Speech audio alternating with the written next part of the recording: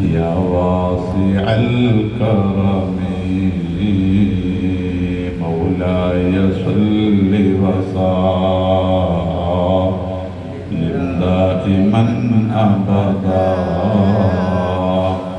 على حبيبك خير الخلق كلهم سيدنا وحبيبنا محمد. الله സുബ്ഹാനഹു വ തആല അവൻ്റെ മഹത്തായ അനുഗ്രഹം കൊണ്ട് നമ്മെയും ദുആ കൊണ്ട് കടപ്പെട്ട മുഴുവൻ ആളുകളെയും രണ്ട് ലോകത്തും വിജയിക്കുന്ന ഫായിസീങ്ങളിൽ അല്ലാഹു ചേർത്ത് തരുമാറാവട്ടെ. ജീവിതകാലത്ത് വന്നുപോയ എല്ലാ തെറ്റുകുറ്റങ്ങളും വിട്ടുപുറത്ത് മാഫാക്കി തരുമാറാവട്ടെ. ശിഷ്ടകാല ജീവിതം അവൻ്റെ ത്വാഅത്തിലായി, ഇസ്സത്തിലായി, റിളയിലായി, ഈമാനോടെ ഇഖ്ലാസോടെ ജീവിക്കാൻ അല്ലാഹു ഭാഗ്യം നൽകുമാറാവട്ടെ. ഒരുപാട് ആളുകൾ ദുആ കൊണ്ട് കടപ്പെട്ടവരുണ്ട്. അല്ലാഹ് അവർക്കും ഞങ്ങൾക്കും സർവ്വ മുറാദുകളും നീ ഹാസിലാക്കണം റഹ്മാനെ.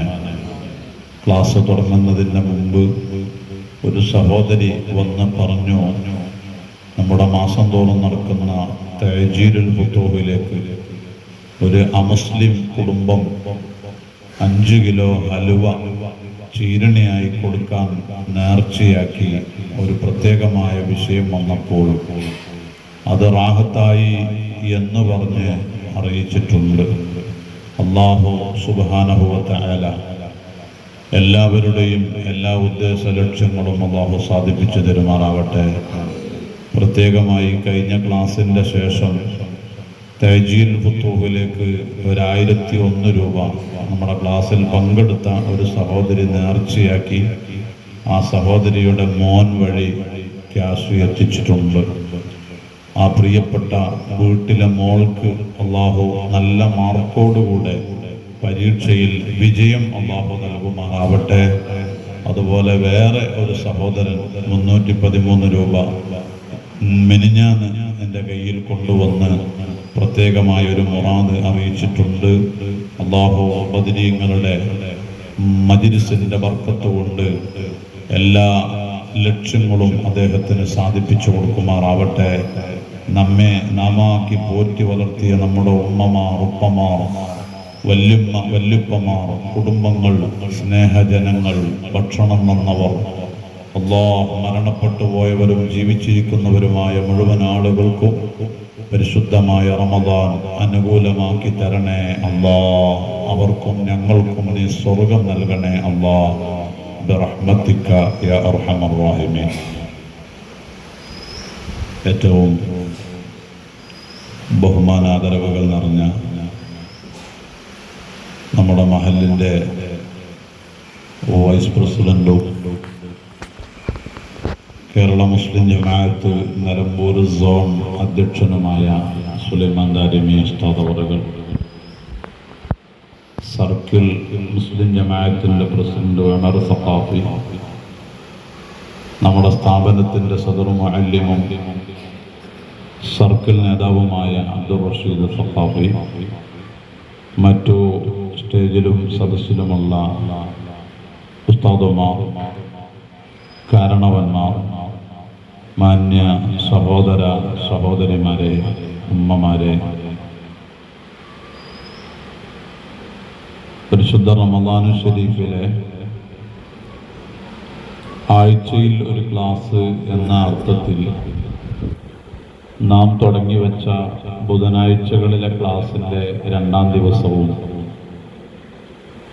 നേരത്തെ നമ്മൾ കേട്ടതുപോലെ മുസ്ലിം ജമാഅത്തിൻ്റെ സംസ്ഥാന കമ്മിറ്റി ശൈഖുന AP ഉസ്താദ് അടക്കമുള്ള നേതൃത്വം നിർദ്ദേശം നൽകിയ റമദാൻ പ്രഭാഷണവും ഉൾപ്പെടെയാണ് ഇന്നത്തെ നമ്മുടെ ഈ ക്ലാസ്. സാധാരണ ക്ലാസ്സിന് വരുന്ന സ്ത്രീകൾ ആ നോട്ട്ബുക്കിൽ കഴിഞ്ഞ ക്ലാസ്സിന് വന്നോല് പേരെഴുതരുത്. കഴിഞ്ഞ ക്ലാസ്സിന് നമ്മൾ ഒപ്പുവെച്ച ആ കള്ളിയുടെ തൊട്ടപ്പുറത്ത് ഇന്നത്തെ ഡേറ്റ് വെച്ചുകൊണ്ട് കള്ളിയുണ്ട്, ഒപ്പുവെക്കാൻ മാത്രം. അതിൽ ഒപ്പുവെച്ചാൽ മതി. കഴിഞ്ഞ ക്ലാസ്സിന് വന്നോല് ഇനി വീണ്ടും അതിൻ്റെ ബാക്കി ഭാഗത്ത് ഇങ്ങനെ പേരെഴുതിയിട്ട് അലങ്കോലപ്പെടുത്തരുത് എന്ന് പ്രത്യേകം ഓർമ്മപ്പെടുത്തുകയാണ്.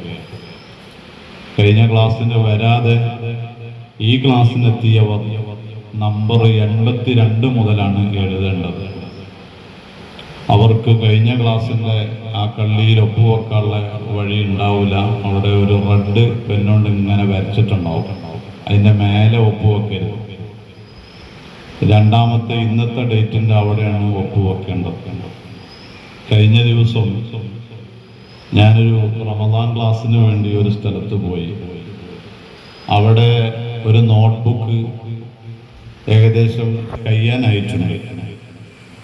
അപ്പോൾ എല്ലാ ക്ലാസ്സിനും പേരും ഫോൺ നമ്പറും ഇങ്ങനെ എഴുതാണ്. ഈ രായൻകുട്ടിയാജി തന്നെയാണ് ഒന്നാം ക്ലാസ്സിനും രണ്ടാമത്തെ ക്ലാസ്സിനും മൂന്നാമത്തെ ക്ലാസ്സിനൊക്കെ വേറെ വേറെ പേജിൽ ഇങ്ങനെ എഴുതുകയാണ്. അപ്പോൾ ഞാനവരോട് ഈ ഒരു ഐഡിയ അവർക്ക് പറഞ്ഞു കൊടുത്തപ്പോൾ ഒരാൾ പറഞ്ഞു, അതിനെല്ലാവരും വരലില്ല ഉസ്താദേ ക്ലാസ്സിന്, എല്ലാ ദിവസവും എല്ലാ ക്ലാസ്സിനും വരലില്ല, അങ്ങനത്തെ കള്ളന്മാരെ പിടിക്കാനും പറ്റുന്നില്ല. അങ്ങനത്തെ കള്ളത്തിയാളുണ്ടാവും. നമ്മുടെ മഹലിൻ്റെ ഒരു ഔദ്യോഗിക ക്ലാസ് ആകുമ്പോൾ അതിന് കൃത്യമായി പങ്കെടുക്കുക എന്നുള്ളത് ഒഴിവുള്ള മനസ്സുള്ള എല്ലാ ഉമ്മമാരും സഹോദരങ്ങളും ചെയ്യണം. ഈ സമയമായതുകൊണ്ട് സഹോദരങ്ങളെ, പുരുഷന്മാരെ നമ്മൾ വല്ലാതെ പ്രതീക്ഷിക്കലില്ല. ആരെങ്കിലും വന്നെങ്കിൽ, കഴിഞ്ഞ ക്ലാസ്സിനും ഒരു 8-10 ആളുകൾ ഉണ്ടായിരുന്നു. അൽഹംദുലില്ലാഹ്, വന്നെങ്കിൽ അവർക്ക് ഖൈറാണ്. ദീനിന്റെ മജ്‌ലിസിൽ ഇരിക്കുക എന്നുള്ള ഒരു വലിയ പവിത്രത വിശുദ്ധ റമദാനിലും കൂടിയാകുമ്പോൾ ആരംഭ റസൂലുള്ളാഹി സ്വല്ലല്ലാഹു അലൈഹി വസല്ലം തങ്ങൾ പഠിപ്പിച്ചില്ലേ, മൻ ഹദറ ഫീ മജ്ലിസിൽ ഫീ റമദാൻ, മൻ ഹദറ മജ്ലിസൽ ഇൽമി ഫീ റമദാൻ, റമദാനു ശരീഫിലെ ഇൽമിന്റെ മജ്ലിസിൽ ആരെങ്കിലും ഹാദറായാൽ, പങ്കെടുത്താൽ, അവിടേക്ക് നടന്നാൽ, ഇൽമിന്റെ മജ്‌ലിസിൽ പോയി ഇരിക്കുകയാണ്, പഠിക്കാനല്ല. എല്ലാവരും ഒരുപോലെ കേട്ട് പഠിക്കുന്നുണ്ടാവില്ല. ചിലപ്പോൾ രാത്രി ഇബാദത്തിൽ മുഴുകി രാവിലെ എഴുന്നേറ്റ് വീട്ടിലുള്ള ജോലികളും കുട്ടികളെ പറഞ്ഞേക്കലൊക്കെ ആയിട്ട് ബിസിയായി ഉറക്ക് തീരെ കിട്ടിയില്ലെങ്കിൽ ഇവിടെ വന്നിട്ട് തുടക്കം കേട്ടിട്ടുണ്ടാവും, പിന്നെ ലാസ്റ്റും കേട്ടിട്ടുണ്ടാവും. ഒരു പെരി പോയിട്ട് എങ്ങനെയുണ്ടതിന് വയല് പറഞ്ഞാൽ എന്താ വയല്, കാരണം തുടക്കം സലാം പോലും കേട്ടു, ലാസ്റ്റ് അല്ലാഹുമ്മ സ്വല്ലി അലാ മുഹമ്മദ് യാ റബ്ബി സ്വല്ലി അലൈഹി വസല്ലം കേട്ടു, സ്വലാത്തും കേട്ടു. അതിൻ്റെ ഇടയിലുള്ളൊക്കെ നല്ല ഉറക്കിലായി ആയിക്കോട്ടെ. ഉറങ്ങിയാലും ഇരിക്കുന്നത് ഇൽമിന്റെ മജ്‌ലിസാണല്ലോ, ആ ഒരു മഹത്വം ഉണ്ടാവും. ഇനി ആരെങ്കിലും ഉറങ്ങുന്നുണ്ടെങ്കിൽ ഓലെയൊന്നും മോശക്കാരായി കാണണ്ട. അത് പറയാനല്ല ഞാനിത് പറഞ്ഞത്. ഉറങ്ങുന്നവർ ഉറങ്ങിപ്പോട്ടെ, അവര് ശാരീരിക ക്ഷീണം കൊണ്ട് വയറ് കാലിയായതുകൊണ്ട് അങ്ങനെ ഉറങ്ങാണ്. രാത്രി ഉറക്കൊഴിച്ച് ഖുർആൻ ഓതിയവരൊക്കെ ഉണ്ടാവും. എന്നാലും അവർ ഇൽമിന്റെ മജ്‌ലിസിൽ വന്നല്ലോ, അൽഹംദുലില്ലാഹ്. അല്ലാഹു നമ്മുടെ ഈ സദസ്സ് ഖബൂലാക്കി തരുമാറാകട്ടെ. അല്ലാഹുവിന്റെ ഹബീബ് സ്വല്ലല്ലാഹു അലൈഹി വസല്ലം തങ്ങൾ പറയാണ്, ഇൽമിന്റെ മജ്‌ലിസിൽ ഒരാൾ ഹാദറായാൽ, ഒരാൾ പങ്കെടുത്തു കഴിഞ്ഞാൽ, ഖതബല്ലാഹു തആല ബികുല്ലി ഖദമിൻ സന ഇബാദത സന, ഓരോ ഖദമിനും ഓരോ ചെരുപ്പടിക്കും അല്ലാഹു അവനിക്ക് രേഖപ്പെടുത്തി വെക്കുന്നത് ഒരു വർഷത്തെ ഇബാദത്തിന്റെ പ്രതിഫലമാണ്. നമ്മളിപ്പോൾ നിസ്കരിക്കാൻ, ആ നിസ്കാരം ളുഹറാണ്. ളുഹറിന്റെ മുമ്പും ശേഷമുള്ള നിസ്കാരം നമ്മൾ നിർത്തി. പിന്നെ നമ്മൾ ഇതിന്റെ ഇടവേളകൾ ഭക്ഷണം കഴിക്കാനും മറ്റുമൊക്കെ പോവുകയാണ്. പിന്നെ അസർ ബാങ്ക് കൊടുക്കുമ്പോഴാണ് നമുക്ക് നിസ്കാരമുള്ളത്. പിന്നെ അത് കഴിഞ്ഞിട്ട് നമ്മൾ ഫ്രീ ആവാണ്. പിന്നെ മഗ്‌രിബിനാണ് നിസ്കാരമുള്ളത്. എന്നാൽ അല്ലാഹുവിന്റെ ഹബീബ് സ്വല്ലല്ലാഹു അലൈഹി വസല്ലം തങ്ങൾ പറഞ്ഞ ഹദീസിന്റെ ആശയം നിങ്ങൾ നോക്കൂ. ഒരാൾക്ക് വിശ്രമമില്ല, അവൻ നീണ്ട നിസ്കാരം ഒരു വർഷം ഇങ്ങനെ നിസ്കരിച്ചു കൊണ്ടേയിരിക്കുന്നു എങ്കിൽ എത്രയാണ് അവന് കിട്ടുന്ന പ്രതിഫലം? ആ പ്രതിഫലം കിട്ടുന്നത് വലിയ അധ്വാനമൊന്നുമില്ല, ഇൽമിന്റെ സദസ്സിലേക്ക് നടക്കാൻ വേണ്ടി ഒരുങ്ങി നടക്കുകയാണ്. ആ നടത്തത്തിൽ ഒരു ചെരുപ്പടി വെക്കുമ്പോൾ ഒരു കൊല്ലത്തെ ഇബാദത്ത് അവൻ അല്ലാഹു രേഖപ്പെടുത്തുകയാണ്. ഉമ്മമാരെ അല്ലാഹു നമ്മിൽ നിന്ന് സ്വീകരിക്കുമാറാവട്ടെ. ഇപ്പോൾ നമ്മൾ മദ്രസയിൽ ഈ ഇൽമിന്റെ സദസ്സിലെത്താൻ വീട്ടിൽ നിന്ന് ചുരുങ്ങിയത് ഒരു 50 അടിയെങ്കിലും വെക്കാതെ ആരും ഇവിടെ എത്തിയിട്ടുണ്ടാവില്ല, ഈ തൊട്ടടുത്ത വീട്ടുകാരൊഴിച്ചു. ദൂരെയുള്ള ആളുകളൊക്കെ വരുമ്പോ അവരൊക്കെ 100, 150 മുമ്മള്ളി ഭാഗത്തു നിന്നൊക്കെ നടന്നു വന്നവർ. നമ്മൾ ചെരുപ്പടി വെക്കാൻ നല്ല ഓടുകയല്ലോ, അല്ലെ, ചാടുകയല്ലോ, സാവകാശം വരികയാണ്. ഉമ്മമാരൊക്കെ വരിക എന്ന് പറയുമ്പോ ഓർക്ക് ആ വരുന്ന സമയത്ത് വീട്ടിൽ നിന്ന് വീട് ടു മദ്രസ ഉള്ള സമയത്താണ് രാത്രിയിലുള്ള കഥകളും ഒരാഴ്ചയിലുള്ള കഥകളൊക്കെ തുണക്കാറ്റിയാലോട് പറയാനുണ്ടാവുക. ആ വർത്താനങ്ങളൊക്കെ പറഞ്ഞിട്ടാവും വരിക, അല്ലെങ്കിൽ സ്വലാത്തി എല്ലിറ്റോ ദിക്രി എല്ലിറ്റോ മൗനിയായിട്ടോ ആയി വരും. ഏതായാലും മെല്ലെ മെല്ലെ നമ്മൾ ക്ലാസ്സിന് വരുള്ളൂ.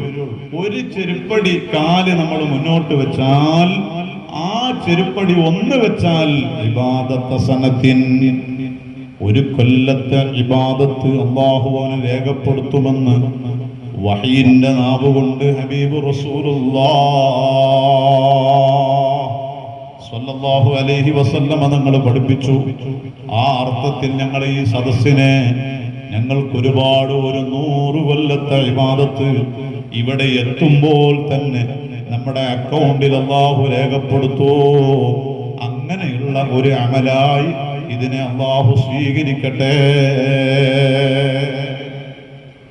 കഴിഞ്ഞില്ല, വയകൂനു മഈ തഹ്തൽ അർശി, അവൻ എൻ്റെ കൂടെ നാളെ അർശിന്റെ ചുവട്ടിലുണ്ടാകുമെന്ന് നബിയുനാ റസൂലുള്ളാഹി സ്വല്ലല്ലാഹു അലൈഹി വസല്ലം. നല്ല ചൂടുള്ള സമയം, വിയർപ്പിനാൽ മുങ്ങിക്കുളിക്കുന്ന സമയം, ഒരു സുറുമയുടെ കോല് അതല്ലെങ്കിൽ ഒരു ചാണ്, ആ അർത്ഥത്തിൽ അരികിലേക്ക് സൂര്യൻ വന്ന്, ഓ മനുഷ്യ, നമ്മൾ ഉരുകി വെന്തുരുകുമ്പോൾ അവിടെ ചില ആളുകൾക്ക് മാത്രമേ അല്ലാഹുവിന്റെ അർശിന്റെ തണൽ കിട്ടുകയുള്ളൂ. ആ കിട്ടുന്ന വിഭാഗക്കാരിൽ ഈ ക്ലാസ്സിന് വരുന്ന സഹോദരാ നമ്മൾ പെടുന്നു, ഉമ്മ നമ്മൾ പെടുന്നു. ആ നിലക്ക് നെയ്യത്ത് നന്നായി ചെയ്യുന്ന അമലായി ഇതിനെ സ്വീകരിക്കണേ അല്ലാ. ബീവി ഖദീജ റളിയല്ലാഹു അൻഹായെ ആണ് നമ്മൾ വിഷയമിട്ടത്. മുസ്ലിം ജമാഅത്തിന്റെ പദ്ധതിയിൽ ഞാൻ ഫ്ലക്സിലേക്ക് നോക്കുമ്പോൾ റമദാൻ പ്രഭാഷണം എന്ന് കാണും. റമദാനും ഖദീജ ബീവിയും എല്ലാം ആറ്റിക്കുറുക്കി ഒരു കുറച്ചു നേരം സംസാരിക്കാം. അല്ലാഹു നമ്മുടെ എല്ലാവരുടെയും ജീവിതത്തിൽ വലിയ സന്തോഷം നൽകുമാറാവട്ടെ.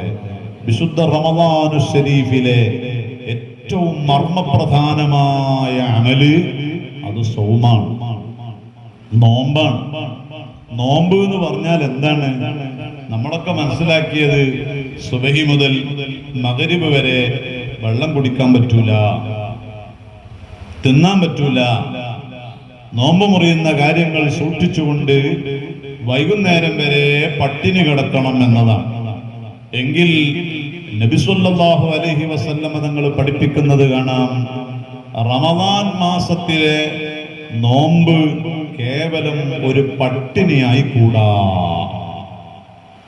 എന്താ പട്ടിണിയായി കൂടാന്ന് പറഞ്ഞത്? പട്ടിണിയായി കൂടാന്ന് പറഞ്ഞത് ചില ആളുകളൊക്കെ, ചിലരെങ്കിലും, എല്ലാവരും ഇല്ല, ചിലരെങ്കിലും റമദാനും മറ്റു 11 മാസവും ഒന്നിങ്ങനെ കമ്പയർ ചെയ്താൽ ഒരു മാറ്റം ഉണ്ടാവില്ല. തീറ്റ മുടങ്ങി എന്നത് മാത്രമേ ഉണ്ടാവുള്ളൂ, കുടി ഇല്ലാതായി എന്ന് മാത്രമേ ഉണ്ടാവുള്ളൂ. അങ്ങനെ ആവരുത് എന്നാണ് മുത്തുനബി സല്ലല്ലാഹു അലൈഹി വസല്ലമ തങ്ങൾ പറയുന്നത്. പിന്നെ എങ്ങനെയാവണം? റമദാനാണ് ഇത്, റമദാനാണ്. റമദാൻ എന്ന് പറയുന്ന ആ വാക്കിന്റെ അർത്ഥം തന്നെ ആലിമീങ്ങൾ, ഉലമാക്കൾ പറയുന്നുണ്ട്, കരിച്ചു കളയുന്ന മാസം എന്നാണ്. എന്ത് കരിക്കുക? ശരീരമല്ല, ശരീരത്തെ കരിക്കല്ല, പിന്നെ നമ്മുടെ ചെയ്തു പോയ തെറ്റുകളെ കരിച്ചു കളയുന്ന മാസം. അങ്ങനെയെങ്കിൽ ഈ റമദാൻ എന്ന് പറയുന്ന പവിത്രമായ മാസത്തിൽ, ആ മാസത്തിൽ തെറ്റിനെ നമ്മൾ സൂക്ഷിക്കണ്ടേ? അതാണ് മുത്തുനബി സല്ലല്ലാഹു അലൈഹി വസല്ലമ തങ്ങൾ പറഞ്ഞത്, മറ്റു 11 മാസക്കാലങ്ങളിൽ ഉണ്ടായിരുന്ന ജീവിതം എങ്ങനെയാണ്? ഗീബത്ത് പറയുന്നതിൽ അത്രയങ്ങ് പേടിയില്ല, കളവ് പറയുന്നതിൽ, അത് കേൾക്കുന്നതിൽ ഗൗരവം മനസ്സിലാക്കിയില്ല. പക്ഷേ വിശുദ്ധ റമളാനിൽ എത്രത്തോളം നമ്മെ ഇങ്ങോട്ടൊരാൾ വന്ന് ചീത്ത പറയാൻ, എടാ നീ എന്താ അങ്ങനെ, നീ എന്താ ഇങ്ങനെ, നീ എന്തിനാണ് അത് ചെയ്തത്, നീ എന്തിനാണ് അത് പറഞ്ഞത്, ഇങ്ങനെ ഇങ്ങോട്ട് വന്നൊരാള് ചീത്ത പറയാണ്. നമ്മൾ അങ്ങട്ടല്ല, നമ്മളെ പ്രവർത്തനം കൊണ്ടല്ല, മറ്റുള്ളവർ ഇങ്ങോട്ട് വന്ന് പറയാൻ. ആ പറയുന്ന സമയത്ത് റമളാൻ ശരീഫിൽ ജീവിക്കുന്ന മുഅ്മിനേ,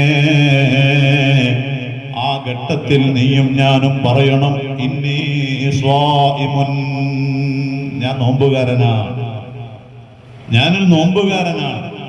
അതെന്താ നോമ്പുകാരന്റെ പ്രത്യേകത? നോമ്പുകാരന്റെ കണ്ണ് ഹറാമിലേക്ക് പോകാൻ പാടില്ല, നോമ്പുകാരന്റെ നാവ് കൊണ്ട് കെദിബ് പറയാൻ പാടില്ല, നോമ്പുകാരന്റെ ഖൽബ് കൊണ്ട് ഹറാമ് ചിന്തിക്കാൻ പാടില്ല. നോമ്പുകാരൻ ഹറാമിലേക്ക് നടക്കാൻ പാടില്ല, നോമ്പുകാരൻ ഹറാമ് ഉള്ളിലേക്ക് ഭക്ഷിക്കാൻ പാടില്ല, നോമ്പുകാരൻ ഹറാമ് കേൾക്കാൻ പാടില്ല.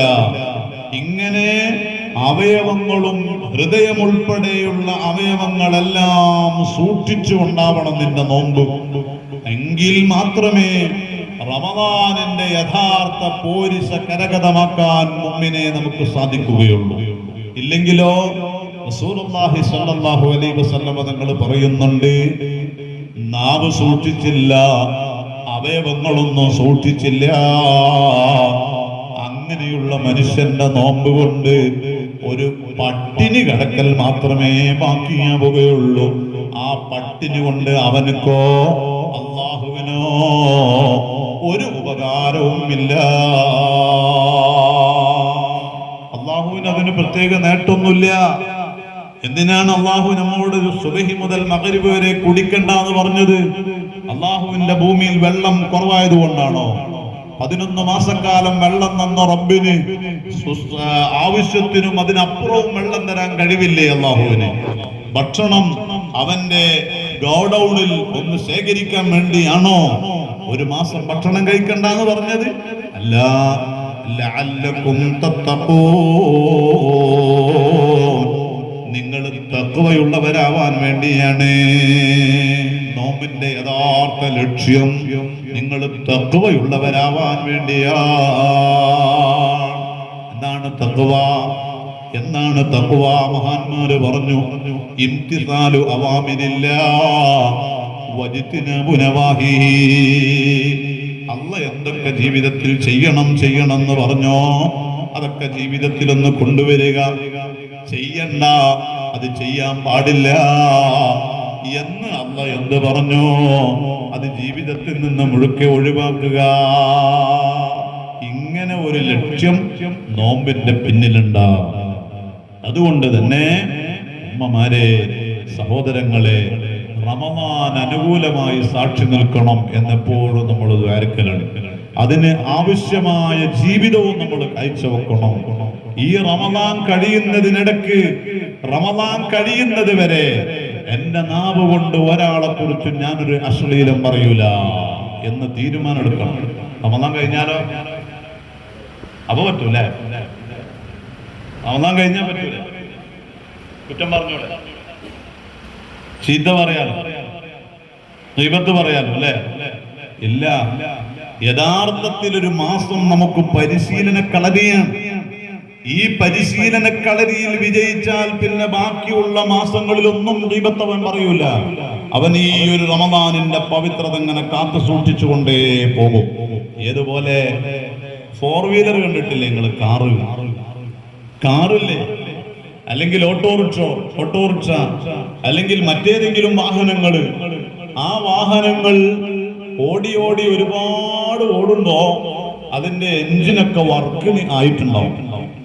അതിന്റെ ബോഡിയൊക്കെ ആകെ, പിന്നെ അതിന്റെ ഗ്ലേസിംഗ് നല്ലതിന് പറയാം. അത് മുന്നോട്ട് ഗ്ലേസിംഗ് അല്ല പറയാം. വണ്ടിന്റെ ആ ചൊറുക്ക് ഇങ്ങനെ ഗ്ലേസിംഗ് പോയിട്ടുണ്ടാവും. അതുപോലെ അതിന്റെ എൻജിൻ വർക്കിനായിട്ടുണ്ടോ. അങ്ങനെ ആകുമ്പോൾ വണ്ടി ബ്രേക്ക് നിൽക്കുന്ന പറഞ്ഞല്ലേ, ബ്രേക്ക് നിർത്തല്ലേ പറയാ, അതന്നെ ബ്രേക്ക് നിർത്തുക. അപ്പോ അതിന്റെ ഷോറൂമിൽ ഈ വണ്ടി ചെന്ന് കാണുമ്പോ തന്നെ ഓല് പറയും വണ്ടിക്ക് ഇന്നാലിന്ന പ്രശ്നങ്ങളൊക്കെ ഉണ്ട്, ചാവിയുടെ ഒന്ന് ഓട്ടി വെക്കട്ടെ. അങ്ങനെ ഒന്ന് ഓട്ടി വെക്കി ഓർക്ക് വെറുതെ ഒരു 1/2 കിലോമീറ്റർ ഓട്ടിയിട്ട് വന്നാൽ മതി. അപ്പൊ തന്നെ അതിന്റെ ഉള്ളില് എഞ്ചിന്റെ ഉള്ളിൽ ഓർക്ക് നോക്കാതെ തന്നെ അല്ലെ ഔലിയാക്കളെ പദവിയിൽ എത്തിയിട്ടുണ്ടാവും. കുപ്പിയകത്തുള്ള വസ്തുവിനെ പോലെ കാണാൻ ഞാൻ നിങ്ങളെ കൽഭാഗമെന്നോ, എഞ്ചിനകത്തുള്ള വസ്തുവിനെ പോലെ, അങ്ങനെ പോലെ എന്താവും എഞ്ചിന്റെ ഉള്ളിലുള്ള കേടുകളൊക്കെ ഓർക്ക് പറയാൻ കഴിയും. അല്ലാഹു തആല ഓരോരുത്തർക്കും കൊടുക്കുന്ന കഴിവാ. പഠനം തന്നെ അതിന്റെ പിന്നിൽ. ഔലിയാക്കൾക്ക് അങ്ങനെ പറയാൻ കഴിയുന്നതുകൊണ്ടാ, ഒരു പഠിക്കണോണ്ടാ. മനുഷ്യന്റെ പാർട്സിനെ കുറിച്ച് പഠിച്ചല്ല, അള്ളാഹുവിനെ കുറിച്ച് ഒരു പഠിച്ചു. അപ്പൊ അള്ളാഹുവിന്റെ കഴിവുകൾ അള്ളാഹു അവർക്ക് സമ്മാനിച്ചു. അള്ളാഹുവിന്റെ കഴിവാണ് എന്റെയും നിങ്ങളുടെയും ഖൽബ് നോക്കാൻ കഴിയുക എന്നത്. നമ്മുടെ രഹസ്യം അറിയാൻ കഴിവ് അള്ളാഹുവിനാണ്. അപ്പൊ അള്ളാഹുവിനെ കുറിച്ച് അങ്ങ് പഠിച്ചപ്പോ, അള്ളാഹുവിനെ കുറിച്ച് ദിക്റ് ചൊല്ലിയപ്പോ, അള്ളാഹുവിലേക്ക് മനസ്സ് ലയിച്ചപ്പോ വിലായത്തിന്റെ പദവി അള്ളാഹു കൊടുത്തു. അപ്പൊ അവർക്ക് അള്ളാഹു തആല ഖൽബ് കാണാൻ കഴിവുള്ളൂ. ഇരിക്കട്ടെ, ഈ പിന്നെ ഷോറൂമിലുള്ള ആള് ഓട്ടി നോക്കിയിട്ട് പറഞ്ഞു എഞ്ചിന്റെ വലത്തെ സൈഡിൽ ആ സംഗതിക്ക് കേടുണ്ട്, മറ്റേ ബാക്കിലുള്ള പവർ കോയിലിന്റെ ബാക്കിൽ ചെറിയൊരു ഓട്ടുണ്ട്. ഇതൊക്കെ കണ്ടിക്കണോ? ഒന്നും കാണണ്ട, ഓട്ടി നോക്കിയാൽ തന്നെ അറിയും. ഓഹോ, എങ്കിൽ എത്ര ദിവസം വേണം? ഒരു 18 ദിവസം കൂടെ നിർത്തി തരേണ്ടി.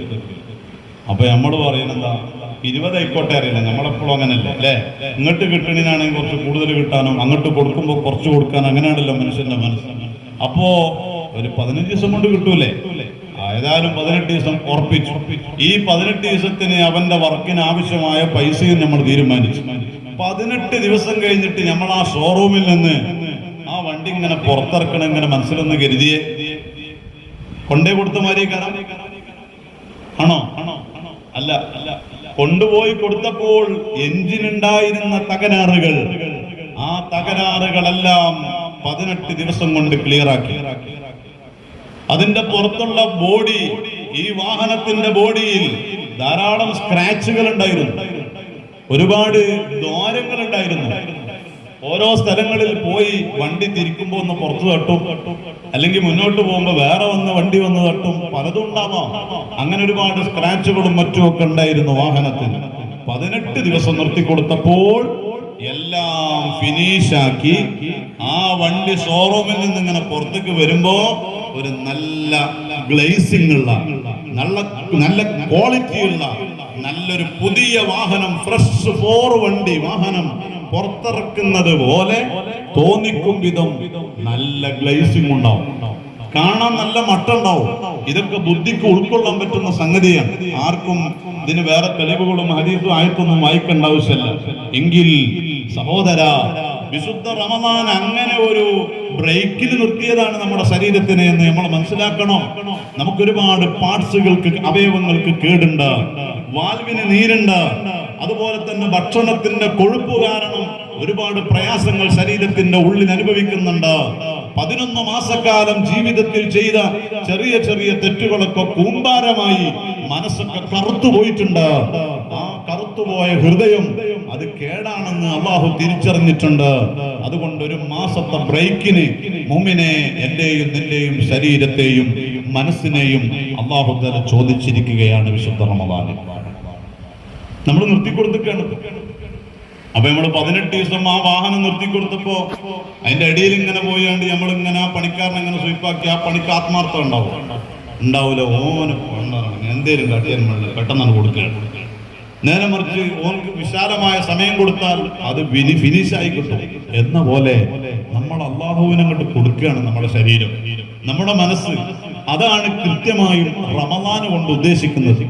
ഒരു ബ്രേക്ക് കഴിഞ്ഞ് പുറത്തിറങ്ങുമ്പോൾ ഫ്രഷ് 4 വാഹനം പോലെ. സഹോദര, വിശുദ്ധമായ റമദാൻ കഴിഞ്ഞ് ശവ്വാൽ 1 പെരുന്നാളിന് നമ്മൾ പള്ളിയിലേക്ക് വരുമ്പോൾ നമ്മുടെ അവയവങ്ങളെല്ലാം പാപമുക്തമായിട്ടുണ്ടാവും, നമ്മുടെ മനസ്സെല്ലാം ക്ലിയർ ആയിട്ടുണ്ടാവും. തെറ്റുകളാൽ കറുത്തുപോയ ഹൃദയം റമദാനിലെ ഒറ്റയിട്ട രാത്രികളിലും അല്ലാത്ത സമയങ്ങളിലും വിശുദ്ധമായ പള്ളിയിലും മജ്‌ലിസുകളിലും പോയിരുന്ന് ഉസ്താദുമാരുടെ മുതഅല്ലിമീങ്ങളുടെ ഉപദേശങ്ങൾ കേൾക്കുമ്പോ ഞാനെന്താ നന്നാവാത്തത്? ഈ ചിന്ത, ഇതല്ലേ നമ്മുടെ ഖൽബ് നന്നാവാനുള്ള ഏറ്റവും വലിയ മരുന്ന്. മനസ്സ് നന്നാവാനുള്ള മരുന്ന് എന്താണ്? ഇവിടെ ഈ കാണുന്ന കട്ട പതിച്ചു, അൽഹംദുലില്ലാഹ്, ആ വ്യക്തിക്ക്, ആ കുടുംബത്തിന് അല്ലാഹു വലിയ ഖൈറും ബർക്കത്തും നൽകുമാറാവട്ടെ. എത്രയാണ് ഇതിന്റെ പുണ്യം, എന്തെല്ലാം സുഹൃതങ്ങളാണ് ഇത് പതിച്ചതിന് ശേഷം ഇനി എന്തെല്ലാം നടക്കാനിരിക്കുന്നു, സന്തോഷങ്ങൾ. അല്ലാഹു ഒരുപാട് ഖൈറുകൾക്ക് നമുക്ക് തൗഫീഖ് നൽകുമാറാവട്ടെ. സന്തോഷം വെയിൽ കൊള്ളാതെ ഇരിക്കാൻ 3 ലക്ഷത്തിലപ്പുറം ചെലവഴിച്ച് നല്ലൊരു ഷീറ്റിട്ടു നമ്മള്. അതിന് സഹകരിച്ച കുടുംബം, അല്ലാഹുവേ നീ ഖൈറും ബർക്കത്തും നൽകണേ റഹ്മാനെ. നിങ്ങൾ നൽകിയ പൈസ കൊണ്ട് വാങ്ങിയ ഫാനിത കറങ്ങുന്നു, ആസ്വദിച്ചിരിക്കുന്നു, വഅദ് കേട്ടുകൊണ്ട് പറഞ്ഞുകൊണ്ട്. അല്ലാഹു നൽകിയവർക്ക് അർഹമായ പ്രതിഫലം നൽകുമാറാവട്ടെ. കഴിഞ്ഞ ദിവസങ്ങളിൽ 400 വേണം ഒരു കസേരക്ക് എന്ന് പറഞ്ഞപ്പോ ഉസ്താദെ എന്റെ വക 500 ആവട്ടെ എന്ന് പറഞ്ഞ് 500 കണക്കാക്കിയിട്ടല്ല ആ പദ്ധതി വിജയിക്കാൻ. എത്ര ആളുകളാ നൽകിയത്? ഇന്നും 500 രൂപ നമ്മുടെ ഫാന് വാങ്ങാൻ വേണ്ടി ഒരു സഹോദരിയിലെ തന്നു, അൽഹംദുലില്ലാഹ്. ഇന്നലെ ഒരു 110 കസേര നമ്മളിറക്കി, 110 കസേര ഇവിടെ ഇറങ്ങിയപ്പോ പെണ്ണുങ്ങൾ ധൈര്യമായിട്ടിരുന്നോളി, ഒരു പൊട്ടലുണ്ടാവില്ല. നിങ്ങളതിൽ ഇങ്ങനെ ഡാൻസ് കളിച്ചാലും ചെറിയ ഡാൻസിന് പൊട്ടുമല്ലോ, അങ്ങനെയും പരിശോധിച്ചിട്ടുണ്ട്. ചെറിയ ഡാൻസിനൊക്കെ പൊട്ടുമെന്ന് ഇന്നലെ അങ്ങനൊക്കെ പരിശോധിച്ചിട്ടുണ്ട്. വ്യക്തികളൊന്നും നമ്മൾ പറയണ്ടല്ലോ. ഏതായാലും അങ്ങനൊക്കെ നോക്കിയിട്ടുണ്ട്, പൊട്ടൂല. അത്രയും ഉറപ്പുള്ള ഒരു 110 കസേര. ഇത് മരണ വീടുകളിലും തക്കാരങ്ങളിലൊന്നും തരൂലേ? അത് തീരുമാനമാണ് അല്ലെ? മരണ വീടുകള്, തക്കാരം സംഗതികൾക്കൊന്നും ഇപ്പൊ കൊടുന്ന കസാര തരൂല. ഇത് ഇവിടെ ക്ലാസ്സിനും ഇവിടെ നടക്കുന്ന ഫംഗ്ഷനുകൾക്കൊക്കെ ഉപയോഗിക്കാൻ. ഇനി നമുക്കൊരു 100-150 കസാരം കൂടി വേണം. അത് സാധാരണ കയ്യില്ലാത്ത കസേര. അതിന് നിങ്ങൾ എന്താണോ അയക്കുള്ള ഇന്നലെ അമീറാക്കൊരു 500 രൂപ തന്നാണ്ട് ഉദ്ഘാടിച്ചു. അതിന്റെ ശേഷം ഒന്നൊരു സഹോദരി 500 രൂപ തന്നോളി. അല്ലാഹു തആല വലിയ ഖൈർ തരും ഇൻഷാ അല്ലാഹ്. ഈ ഇരുന്നു കൊണ്ട് നമ്മളിപ്പോ 400 കൊടുത്ത ഒരാളെ കസേരയാണ് ഇപ്പൊ. ഒരാള് നാണിയല്ലേ എത്ര കസേര നമ്മൾ കൊടുത്ത്? 8 കസേര. 8 കസേര. അപ്പൊ എന്ത് 8 കസേര? മൂപ്പർ പറഞ്ഞത് 5 കസേരയാണ്. പക്ഷേ അദ്ദേഹത്തിന്റെ ഉമ്മ, ബാപ്പ, ജ്യേഷ്ഠന് അങ്ങനെ തുടങ്ങി പലരെയും ഇങ്ങനെ എണ്ണീറ്റ് ഓരോരുത്തർക്കും ഓരോ കസേരയാണ്. വിശ്വാസമാണ്, ഈമാനാണ് ഖൽബിനുള്ളിൽ. അത് കൊടുത്താൽ അവർക്ക് അപ്പോൾ കിട്ടുമെന്ന വിശ്വാസം. അല്ലാഹ് ആ ഖബറാളികൾക്കൊക്കെ അത് നൽകണേ റഹ്മാനെ. ഏതാണോ ഈ കൂട്ടത്തിൽ ആ കസേര എന്നറിയില്ല. കാരണം വ്യക്തിപരമായി നമ്മൾ അങ്ങനെ സെലക്ട് ചെയ്തിട്ടില്ല. തന്ന ഫണ്ട് കൊണ്ട് മൊത്തം വാങ്ങിയതാണ്. ആ നൽകിയ ഓരോരുത്തർക്കും ഇവിടെ ഇരുന്നു കൊണ്ട്, ഈ കസേര ഇരുന്നു കൊണ്ട്, വെറുതെ ഈ ഇരുത്തത്തിന് തന്നെ അവരിൽ സമ്മാനം കിട്ടിക്കൊണ്ടേയിരിക്കും. നൽകിയ നമുക്ക് ഇന്നല്ലെങ്കിൽ നാളെ നമ്മൾ മരിക്കും. പക്ഷെ ഈ കസേര ഇവിടെ ബാക്കിയാവും. ബാക്കിയായി ഖൈറിന് ഉപയോഗിക്കുന്ന കാലത്തോളം അതിന്റെ കൂലി ഖബറിൽ ഇങ്ങനെ കിട്ടിക്കൊണ്ടിരിക്കും. വെറുതെ അല്ലല്ലോ. ഹദീസുകൾ തെളിവല്ലേ. അല്ലാഹു എല്ലാവരും നിന്നും കബൂലാക്കുമാറാവട്ടെ. നമുക്ക് ഇനിയും കസേര വേണം, ഇനിയും വേണം കസേര. അത് ഞാൻ വെള്ളിയാഴ്ച അവിടെ നിന്നൊന്നും പറയാത്തത് ആർക്കും ഇങ്ങനെ ഒരു പ്രയാസം ഉണ്ടാവണ്ടെന്ന് കരുതി. ക്ലാസ്സിന് വരുന്ന ഉമ്മമാരോട് പറയുന്നത് നിങ്ങളെ വകയിക്കോട്ടെ കസേര എന്ന് കരുതിയിട്ടാണ്. ഇനി 150 കസേര കൂടി നമുക്ക് വേണം. കയ്യില്ലാത്ത കസേര, കല്യാണം, നമ്മളെ തക്കാരം, മറ്റു കാര്യങ്ങൾ, വിഷയങ്ങൾക്ക് മരണ വീടുകളിലൊക്കെ നമ്മൾ കൊണ്ടുപോകലുണ്ട്. അപ്പൊ അതിന് കൊണ്ടുപോകാൻ ആവശ്യമായത് മാത്രമല്ല, മഹദറത്ത് ബദരിയൊക്കെ 250 കൊണ്ടല്ലേ പുറത്തുനിന്ന് അല്ലേ? 250 കസേര കൊണ്ടല്ലോ ഉണ്ട്. അതിൽ 110 വന്നിട്ടുള്ളൂ. അപ്പൊ എന്തായാലും 150 ചുരുങ്ങിയത് നമുക്ക് ഇനിയും കൊണ്ടുവരണം. നിങ്ങളൊക്കെ സഹകരിക്കണം, സഹായിക്കണം എന്ന് സാന്ദർഭികമായി ഓർമ്മപ്പെടുത്തുക. അപ്പോ എന്താ നമ്മൾ പറഞ്ഞത്? ഇതൊക്കെ നൽകി നിയ്യത്ത് നന്നാക്കി ഇതൊക്കെ ചെയ്യുമ്പോ അതിൻ്റെതായ കൂലി അല്ലാഹു നമുക്ക് ഇങ്ങനെ തന്നുകൊണ്ടിരിക്കും. നമ്മളെ 11 മാസക്കാലം നമ്മൾ ചെയ്തു കൂട്ടിയ ചെറിയ ചെറിയ തിന്മകൾ, ആ തിന്മകൾ മായ്ച്ച് കളഞ്ഞ് വിശുദ്ധമായ റമദാൻ, ആ റമദാനെ സ്വീകരിച്ച് റമദാനെ യാത്രയപ്പ് കൊടുക്കും വരെ ഈ ഒരു ചിന്ത നമ്മുടെ ഖൽബിലുണ്ടാവണം.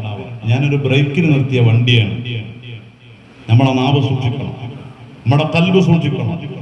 എന്തെല്ലാം കേടുപാടുകളുണ്ടോ അതൊക്കെ നമ്മൾ ഫിനിഷ് ആക്കണം ഈ റമദാൻ കഴിയുമ്പോ. ഇനി സുബ്ഹാനല്ലാഹ്, നമ്മൾ നോമ്പ് തുറക്കുമ്പോൾ അത്താഴം കഴിക്കുമ്പോൾ ഒക്കെ ഭക്ഷണം കീപ്പ് ചെയ്തിട്ടില്ലെങ്കിൽ ശരീരം കേടുവരെ ചെയ്യുള്ളൂ. റമദാനു ശരീഫിന് സുബഹി മുതൽ മഗ്രിബ് വരെ പട്ടിണി കിടക്കാൻ പറഞ്ഞ പടച്ചവനോട് വൈരാഗ്യം തീർക്കണ തീറ്റെന്നാലോ, അതുകൊണ്ട് ശരീരം കേടുവന്നു പോകും. റമദാൻ കഴിയുമ്പോഴേക്ക് സമ്മാനം കിട്ടുന്ന നിങ്ങള് ഒരു 2 കിലോ തടി കൂടി എന്നേ പറയുള്ളൂ. തിന്നാലേ നല്ലോണം തീറ്റ തിന്നു.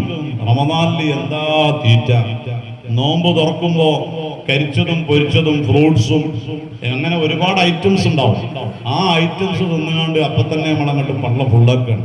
പിന്നെ നമുക്ക് മഗ്‌രിബ് നിസ്കരിക്കാൻ വയ്യ, തറാവീഹ് നിസ്കരിക്കാൻ വയ്യ, അതുപോലെ ഇശാ നിസ്കരിക്കാൻ വയ്യ. തിന്നതിന്റെ പേരിൽ മയക്കം വന്ന് കടന്ന ഓന് ഈ റമദാനോട് ചെയ്യുന്ന ഏറ്റവും വലിയ വഞ്ചന അവനല്ലെങ്കിൽ പിന്നെ ആരാണ്? ഒരു ബ്രേക്കിന് നിർത്തിയ ഷോറൂമിൽ കയറ്റിയ വാഹനം പോലെ നമ്മുടെ കേടുപാടുകൾ തീർക്കാനാണ് റമദാൻ. ആ റമദാനിൽ നമ്മൾ തിന്നുകൊണ്ട് ഇങ്ങോട്ട് എന്താ പറയാ, പകല് പട്ടിണി കിടക്കാൻ പറഞ്ഞ പടച്ചോനോട് വൈരാഗ്യം തീർക്കുന്ന തീറ്റ തിന്നാൽ ശരീരത്തിന്റെ അസുഖങ്ങൾ മാറിപ്പോകൂല. അതുപോലെ ഇത് റമദാനാന്ന് മനസ്സിലാക്കാതെ തെറ്റുകൾ പറഞ്ഞാൽ, തെറ്റുകൾ ചെയ്താൽ നമ്മുടെ 11 മാസക്കാലം ചെയ്തു കൂട്ടിയ തെറ്റുകൾ പൊറുപ്പിക്കൽ എങ്ങനെയാണ് സഹോദരാ? റമദാൻ കഴിയുമ്പോൾ ഈ 18 ദിവസത്തെ ബ്രേക്കിംഗ് കഴിഞ്ഞ്, വർക്കുകൾ കഴിഞ്ഞ് ഷോറൂമിൽ നിന്നൊരു വാഹനം പുറത്തിറങ്ങുമ്പോ എന്തൊരു ക്വാളിറ്റിയാ, എന്തൊരു ക്ലാരിറ്റിയാ! അതുപോലെ ആവണം വിശ്വാസി. റമദാൻ കഴിഞ്ഞ് ശവ്വാലിലേക്ക് സ്വീകരിക്കുമ്പോ അവൻ പിന്നെ അങ്ങോട്ടുള്ള ജീവിതത്തിലും ഗീബത്ത് പറയാനൊരു പേടി വേണേ, കളവ് പറയാൻ പേടി വേണോ? 11 മാസക്കാലം പിന്നെ ജീവിക്കുമ്പോ ഈ റമദാനിൽ കിട്ടിയ ആത്മീയ അനുഭൂതി നഷ്ടപ്പെടാതെ നമ്മൾ ജീവിക്കാനൊരുങ്ങണേ. അതപ്പം നോക്കല്ലേ, റമദാൻ കഴിയട്ടെ അപ്പം നോക്കാം. അങ്ങനെ പറയണവർക്കൊന്നും വിജയം ഉണ്ടാവില്ല. പരമാവധി നോക്കാന്നറിയില്ല. നമ്മള് സംഘടനാ പദ്ധതിയൊക്കെ വരുമ്പോ പറയില്ലേ, പരമാവധി നോക്കാം. ആ പരമാവധി നോക്കാന്നുള്ള വർത്താനം ഉണ്ടാവുള്ളൂ. അത് ഞാനത് ചെയ്യും ഇൻഷാ അല്ലാഹ്. നാളെ നമ്മൾ ആ പദ്ധതി പൂർത്തിയായിരിക്കും. ഞാൻ ഏറ്റെടുത്തു പറഞ്ഞാലോ അൽഹംദുലില്ലാഹ് അത് നടത്തിയിട്ടുണ്ടാവും. പരമാവധി നോക്കണ കുറെ ആളുകൾ, ചിലപ്പോഴൊക്കെ നമ്മളതിൽ പെട്ടുപോകുന്ന ആൾക്കാരാണ്. പരമാവധി നോക്കാം. സംഘടനയായാലും എന്തായാലും ആ പരമാവധി ആയിട്ട് അവിടെ ബാക്കിയുണ്ടാവും. അതുപോലെ അങ്ങോട്ട് എത്തട്ടെ, അതിന് ഡേറ്റ് ഉണ്ടല്ലോ. അങ്ങനെയാണ് നമ്മളെ കാഴ്ചപ്പാടെങ്കിൽ പൂർത്തിയാക്കാൻ കഴിയൂല എന്ന പോലെ റമദാൻ കഴിഞ്ഞാലും ഈ ഒരു ആത്മീയ അനുഭൂതി കാത്തു സൂക്ഷിച്ചുകൊണ്ടുള്ളൊരു ജീവിതമാണ്. റമദാൻ കഴിഞ്ഞിട്ട് പെരുന്നാൾക്കിപ്പോ തന്നെ ടൂർ പാസ്സാക്കിയില്ലേ കുറെ ആൾക്കാർ.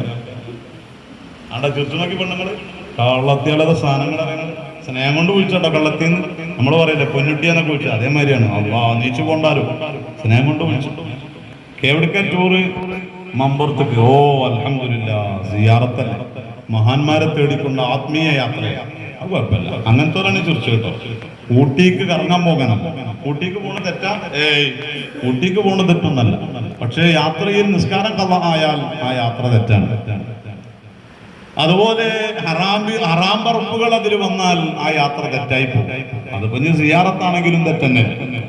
ഉംറക്കാൻ നമ്മൾ പോണത്, അവിടെ പോയിട്ട് ഒരു ദിവസം കള്ളുടിച്ചാൽ, ഞാൻ ഉംറന്റെ യാത്രയിലാണെന്നുകൊണ്ട് കാര്യമില്ലല്ലോ. യാത്രയിൽ ഫ്ലൈറ്റിൽ നിന്ന് ഒരു തുള്ളി മോന്തിയാൽ യാത്ര തെറ്റായി പോയില്ലേ, ചെയ്യുന്ന പ്രവർത്തനം തെറ്റായില്ലേ. അതുകൊണ്ട് നമ്മളെ പ്രവർത്തനങ്ങൾക്കനുസരിച്ചാണ് നമ്മളെ യാത്രകളൊക്കെ. അപ്പൊ പെരുന്നാളിന് നമുക്ക് പ്ലാനിങ് വന്നു അല്ലേ? പെരുന്നാൾക്ക് ഡ്രസ്സൊക്കെ എടുത്തപ്പോ പെണ്ണുങ്ങൾ ഡ്രസ്സൊക്കെ എടുത്തോ? ഞങ്ങളെ ക്ലാസ് കഴിഞ്ഞിട്ട് പോകാൻ നിൽക്കുക അല്ലേ? ഇന്നാവൂല, അത് അവസാനത്തെ ക്ലാസ് കഴിഞ്ഞിട്ട് പോകാം, അപ്പോഴൊക്കെ സമയം ഉണ്ടാവുള്ളൂ. ഞങ്ങളോട് പറയല്ല, നിങ്ങളെ മനസ്സ് സ്വന്തം പറയാം, അവസാനത്തെ ക്ലാസ് കഴിയട്ടെ. റമദാനിന്റെ ഒരു ഇബാദത്ത് മുടങ്ങുന്ന ഒരു ഡ്രസ് എടുക്കലും ചെയ്യണ്ടെന്ന് നിർബന്ധമൊന്നും ഞാൻ പറയില്ല. അങ്ങനെ ചെയ്താൽ അത് ഈ റമദാനോട് ചെയ്യുന്നൊരു അനാദരവോ. ഏതുപോലെ ഭക്ഷണം കഴിച്ചെങ്ങാണ്ട് നിസ്കരിക്കാൻ വയ്യാതെ തളർന്നു കിടക്കണ മനുഷ്യല്ലേ, ഓനെ പോലെ ഓനെപ്പോലെ ഈ റമദാനെ അനാദരിച്ച വേറെ ആരാണുള്ളത്?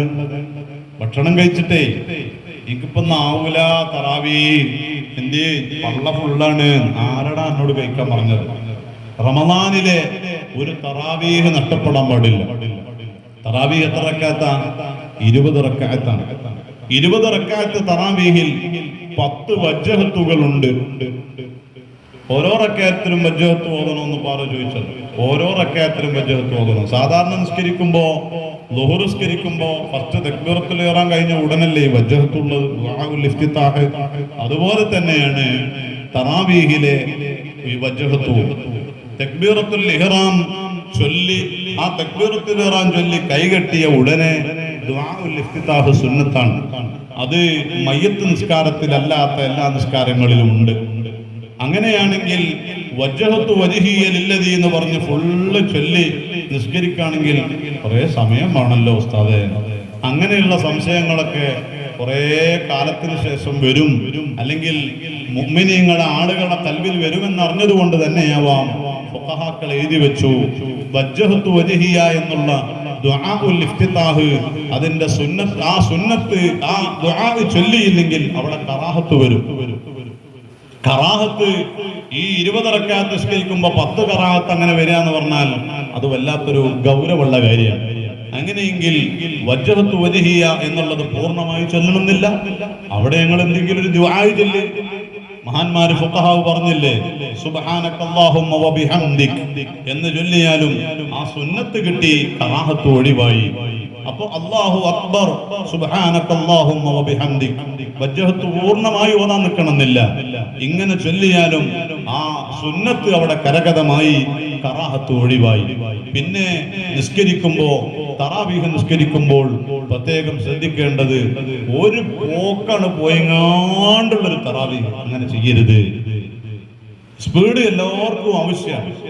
നമ്മളെ ബാക്കിൽ നിസ്കരിക്കുന്ന ആളുകളോട് ഞാൻ തന്നെ ഇവിടെ നല്ല എവിടെ ജോലി ചെയ്യുകയാണെങ്കിലും റമദാനിന്റെ 1, 2, 3, 4 ദിവസങ്ങളിലൊക്കെ ചിലപ്പോ ചോദിക്കും ഞാൻ തറാവി കഴിഞ്ഞിട്ട് സ്പീഡ് പോരെ, കൂട്ടണോ കുറക്കണോ എന്ന് ചോദിക്കും. കാരണം ഇത് മെഷീനല്ല, നമ്മളല്ല, നമുക്ക് കൺട്രോൾ ചെയ്യാൻ പറ്റുമല്ലോ. പക്ഷേ കൂട്ടണം എന്നാരും പറയലില്ല. അപ്പൊ ഈ പോണ പോക്ക് അങ്ങനെ പോയിക്കൊല്ലേ, അങ്ങനെ തന്നെ നമ്മളൊക്കെ നമ്മൾ പറഞ്ഞില്ലേ അൽഹംദുലില്ലാഹ്. ആ പോണ പോക്ക് ഇങ്ങനെ പോകും. അതിപ്പോ സ്പീഡ് ഉണ്ടോ വെച്ചാൽ സ്പീഡ് ഉണ്ട്, ഇല്ലേച്ചല്ല. അങ്ങനെ എന്നാ ബാക്കിലുള്ള എല്ലാവർക്കും 3 തസ്ബീഹുകൾ സുബ്ഹാനല്ലാഹി സുബ്ഹാന റബ്ബിയൽ അഅ്ലാ വബിഹംദി ചൊല്ലാൻ ഉള്ളൊരു സമയം സ്പീഡ് ചൊല്ലുമ്പോൾ അതിനുണ്ടാവും. അതിനനുസരിച്ച് ഓരോ യാത്രക്കനുസരിച്ചല്ലേ നമ്മളെ പോക്ക് ഉണ്ടാകുക. നമ്മളിവിടുന്ന് വല്ലപ്പുഴ പോയിട്ട് ഈ വൈകുന്നേരം ആകുമ്പോഴത്തേന് 1 കിലോ പഞ്ചസാര കൊണ്ടുവരുന്ന പറഞ്ഞാൽ ആ കുട്ടി ഗ്രൗണ്ടിൽ പോയി കളിച്ചിട്ട് കളിയൊക്കെ കഴിഞ്ഞിട്ടേക്ക് വാങ്ങിക്കൊണ്ടുള്ളൂ. കാരണം എന്താ, വൈകുന്നേരത്തെത്തിയാൽ മതിയല്ലോ. നേരെ മറിച്ച് വീട്ടിലൊരാൾ വന്നിട്ട് പറയാം പഞ്ചസാര കഴിഞ്ഞിക്കണ മോനെ, വെള്ളം ജ്യൂസ് അടിക്കാനുള്ളത് വെച്ചിട്ടുണ്ട്, നീക്ക് അടിക്കണമെങ്കിൽ പഞ്ചസാര വേണം, പെട്ടെന്ന് കൊണ്ടുവന്നാൽ ആ കുട്ടി എങ്ങനെ പോവാ? ഗ്രൗണ്ട് കളിക്കാൻ പോകും? ഇല്ല, ഓനൊരു പോക്കുണ്ടാവും. ഒരു പോക്ക്, ആ പോക്കും വരവും കാണാം, പെട്ടെന്നാവും. അപ്പൊ ഓരോ സാഹചര്യങ്ങൾ നോക്കിയിട്ടാണ്. തറാവീഹ് എല്ലാവരും ധൃതിയാണ്, എല്ലാവർക്കും പെട്ടെന്ന് പോണം. AC ഉള്ള പള്ളിയാണെങ്കിൽ പോലും പെട്ടെന്ന് കഴിഞ്ഞാൽ അത്രയും നല്ലത്. പിന്നെ വേറെ ഒന്നുണ്ട്, സാന്ദർഭികമായി പറയാണ്, എവിടേക്കാണ് ഈ പെട്ടെന്ന് പോണത് അല്ലേ? സാധാരണഗതിയിൽ ജുമഅ നിസ്കരിച്ചിട്ട് ആ സുബ്ഹാനല്ലാഹ് 33 അൽഹംദുലില്ലാഹ് ഏറ്റവും അഫ്ളലായ ജമാഅത്ത് എണ്ണുമ്പോൾ ഫുഖഹാ എണ്ണിയത് ജുമഅയാണ്, ജുമഅ നിസ്കാരമാണ്. 2ാം നമ്പർ സുബഹി, വെള്ളിയാഴ്ച ദിവസത്തിലെ സുബഹിക്കാണ്. 3ാം നമ്പർ മറ്റു സുബഹി ജമാഅത്തുകൾക്കാണ്. അങ്ങനെ ക്രമമായി ഫുഖഹാക്കൾ എണ്ണുന്നുണ്ട്. അങ്ങനെയുള്ള ഏറ്റവും അഫ്ളലായ ജുമഅ നിസ്കാരം, ആ ജുമഅ നിസ്കാരം കഴിഞ്ഞ് സുബ്ഹാനല്ലാഹ് അൽഹംദുലില്ലാഹ് അല്ലാഹു അക്ബർ ഇത് ചൊല്ലുന്നതിന് മുമ്പ് പോണ ആൾക്കാരെ കാണാം. അത് ഇവിടെ നല്ല പൊതുവെ പലയിടങ്ങളിലും കാണുന്ന ഒരു സംഗതിയാണ്. എവിടേക്കാണ് ഈ പോണത്? നിങ്ങള് വേറെ എവിടേക്കുമല്ല, പുറത്തിറങ്ങിയിട്ട് ആ ബൈക്കുമ്പോൾ ഒരു കാലാണ് കയറ്റി വെച്ച് മറ്റേ കാലം നിലത്തും വെച്ചിട്ട് ഇങ്ങനെ തോണ്ടിയിട്ട് ഇങ്ങനെ കളിച്ചാൽ വേറെ ഒന്നുമല്ല. അത്യാവശ്യം ജോലിക്കാരാണെങ്കിൽ കുഴപ്പമൊന്നുമില്ല. എത്ര അത്യാവശ്യമാണെങ്കിലും ഒരു 10 മിനിറ്റ് അവിടെ ഇരുന്ന് ആ ദുആ കഴിഞ്ഞ് പോവുകയാണെങ്കിൽ അതെന്തൊരു ചന്താണ്, അത് കാണാൻ എന്തൊരു ചൊറുക്കാണ്. നമ്മൾ ഇങ്ങനൊക്കെ പറഞ്ഞാലും അങ്ങനെ പോണ ആൾക്കാരുണ്ടാവില്ലേ? അത് എന്തായാലും പോവും. നമ്മളെ മാറ്റങ്ങൾ ഉണ്ടാവണമെങ്കിൽ വാക്കുകൊണ്ടാവില്ല. ഒരു മഹല്ല് കമ്മിറ്റി തീരുമാനിക്കുകയാണ് ജുമാ കഴിഞ്ഞ് ദുആ കഴിയാതെ ആരും പോകാൻ പാടില്ല. ആ കമ്മിറ്റി പോയത്തക്കാരെന്ന് പറയാൻ പറ്റും. ഒരു പള്ളിയിലെ ഖത്തീബ് പറയാ ദുആ കഴിയാതെ ഒരൊറ്റ കുട്ടി പോകാൻ പാടില്ല, ആ ഖത്തീബ് പോയത്തക്കാരനെ പറയാൻ പറ്റും. കാരണം അന്നാസും അജ്നാസും ജനങ്ങൾ വ്യത്യസ്ത കാഴ്ചപ്പാടുകാരാണ്. നമുക്ക് പരമാവധി പറഞ്ഞു നോക്കുക, അതിന്റെ ഫളായിലുകൾ പറയാം.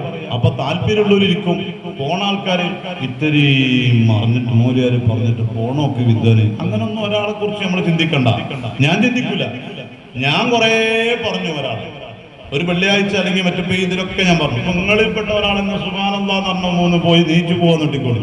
ഞാൻ ചിന്തിക്കൂല. എന്തായാലേ ഒരു കണ്ണിച്ചോരല്ലാത്ത മനുഷ്യൻ, ഒരു മനുഷ്യനല്ലേ ഞാൻ, ഇത്തിരി ഞാൻ പറഞ്ഞിട്ട് പോയി, അങ്ങനൊന്നും ഞാൻ ചിന്തിക്കാൻ പാടില്ല. കാരണം ഒരാ പോണ ആള് അത്യാവശ്യമുള്ളവരേക്കാണ്. അത്യാവശ്യമില്ലാതെ പോകരുതെന്ന് പറഞ്ഞു. ഏതായാലും നിസ്കാരത്തിന്റെ സ്പീഡുകൾ നമ്മളെ ഇഷ്ടത്തിനനുസരിച്ചാണ്. പക്ഷേ സുന്നത്തുകളും അതിൻ്റെതായ അദബുകളും പാലിച്ചുകൊണ്ട് ഒന്നും നഷ്ടപ്പെടാതെ നോക്കാൻ നമ്മളൊക്കെ ഒരുങ്ങണം. പരമാവധി ആണുങ്ങളൊക്കെ ജമാഅത്ത് നിസ്കരിക്കാൻ, തറാവി നിസ്കരിക്കാൻ നമ്മുടെ പരിസരത്തുള്ള പള്ളികളിൽ തന്നെ പോകാൻ നോക്കാം. അല്ല ഞാൻ പെരുന്നാസ്കരിക്കരുത്, ആ നിസ്കാരം കിട്ടും. പള്ളിയിൽ വന്ന് നിസ്കരിക്കുന്ന ഒരു ചുർക്ക് വേറെ ചുരുക്ക. ആ ഒരു സ്വല്ലു അല നബിയിൽ മുസ്തഫ മുഹമ്മദിൻ വ ആലി അല്ലാഹുമ്മ സ്വല്ലി അലാ സയ്യിദിനാ മുഹമ്മദിൻ. അതൊരു ലദത്താണ്, അതൊരു സന്തോഷം, ഒരു രസാണ്. അത് വീട്ടിൽ നിന്ന് ചൊല്ലിക്കൊണ്ട് ഒറ്റക്ക് നിസ്കരിക്കുമ്പോൾ അല്ലാഹുമ്മ സ്വല്ലി അലാ സയ്യിദ് മോളെ എന്താടി നിസ്കാരം കഴിഞ്ഞേക്ക് കഴിഞ്ഞാണ് കേട്ടോ എന്നൊക്കെ നമുക്ക് പറയേണ്ടി വരും. മപ്പടം പൊരിക്കേണ്ട അച്ചാറ് മതിയേ എന്നൊക്കെ പറയേണ്ടി വരും. പെരീന്നാണെങ്കിൽ അതൊന്നുമില്ല, ഒരൊറ്റ ചിന്തയാണ്, ഇതാണ് കഴിഞ്ഞിട്ടേ ഞാൻ പോകുള്ളൂ. ഒരേ ചിന്തയിൽ ഒരേ മനസ്സിൽ ഒരുപാട് ആളുകൾ അള്ളാഹുവിന് വേണ്ടി ജമാഅത്തായി നിസ്കരിക്കുമ്പോൾ അതിന് വല്ലാത്തൊരു പവറാണ്. 27 ഇരട്ടി കൂടുതലാണ്. അത് റമദാനും കൂടിയാണെങ്കിൽ എത്ര പവറാണ് അതിന് കൂടുതലുള്ളത്. 20 റക്അത്തും 3 റക്അത്ത് വിത്റും കഴിയുമ്പോൾ 23 ഫാത്തിഹയാണ് മുഅ്മിനീങ്ങളെ. 23 ഫാത്തിഹയാണ് നമ്മൾ അവിടെ ഓതുന്നത് അല്ലേ. ഒരു ഫാത്തിഹയിൽ 155 ഹർഫുകളാണ്. അങ്ങനെയെങ്കിൽ 23 ഫാത്തിഹയിൽ 3565 ഹർഫാണ് നഷ്ടപ്പെടുന്നത്.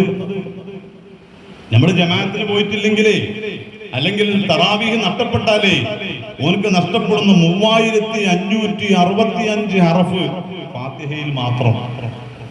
ഇനി സൂറത്തുകളുടെ ഹർഫുകളുടെ കൂലി ആലോചിച്ച് നോക്കി, എത്രയാണ് നഷ്ടം. ഒരു തറാവീഹ് മുടങ്ങി എന്ന് പറയാൻ സുഖം. ഇന്നലെ തറാവീഹ് സ്കെച്ചിൽ നല്ല ക്ഷീണുണ്ടായി പറയാൻ സുഖാണ്. പക്ഷേ വിശുദ്ധ റമദാനിലെ ഒരു തറാവീഹ് മുടങ്ങുമ്പോ അതിന്റെ ഗൗരവം നമ്മൾ ആലോചിക്കുന്ന വേണം. എത്ര തസ്ബീഹുകൾ നഷ്ടപ്പെടുന്നു, എത്ര തക്ബീറുകൾ നഷ്ടപ്പെടുന്നു, എത്ര തസ്ബീഹുകളും അതുപോലെ തന്നെ സ്വലാത്തുകളും നഷ്ടപ്പെടുന്നു. അല്ലാഹ് അങ്ങനെയെങ്കിൽ ഒരൊറ്റ തറാവീഹും എന്റേത് മുടങ്ങൂല എന്ന തീരുമാനം മനസ്സുകൊണ്ടാ തീരുമാനം എടുക്കേണ്ടത്.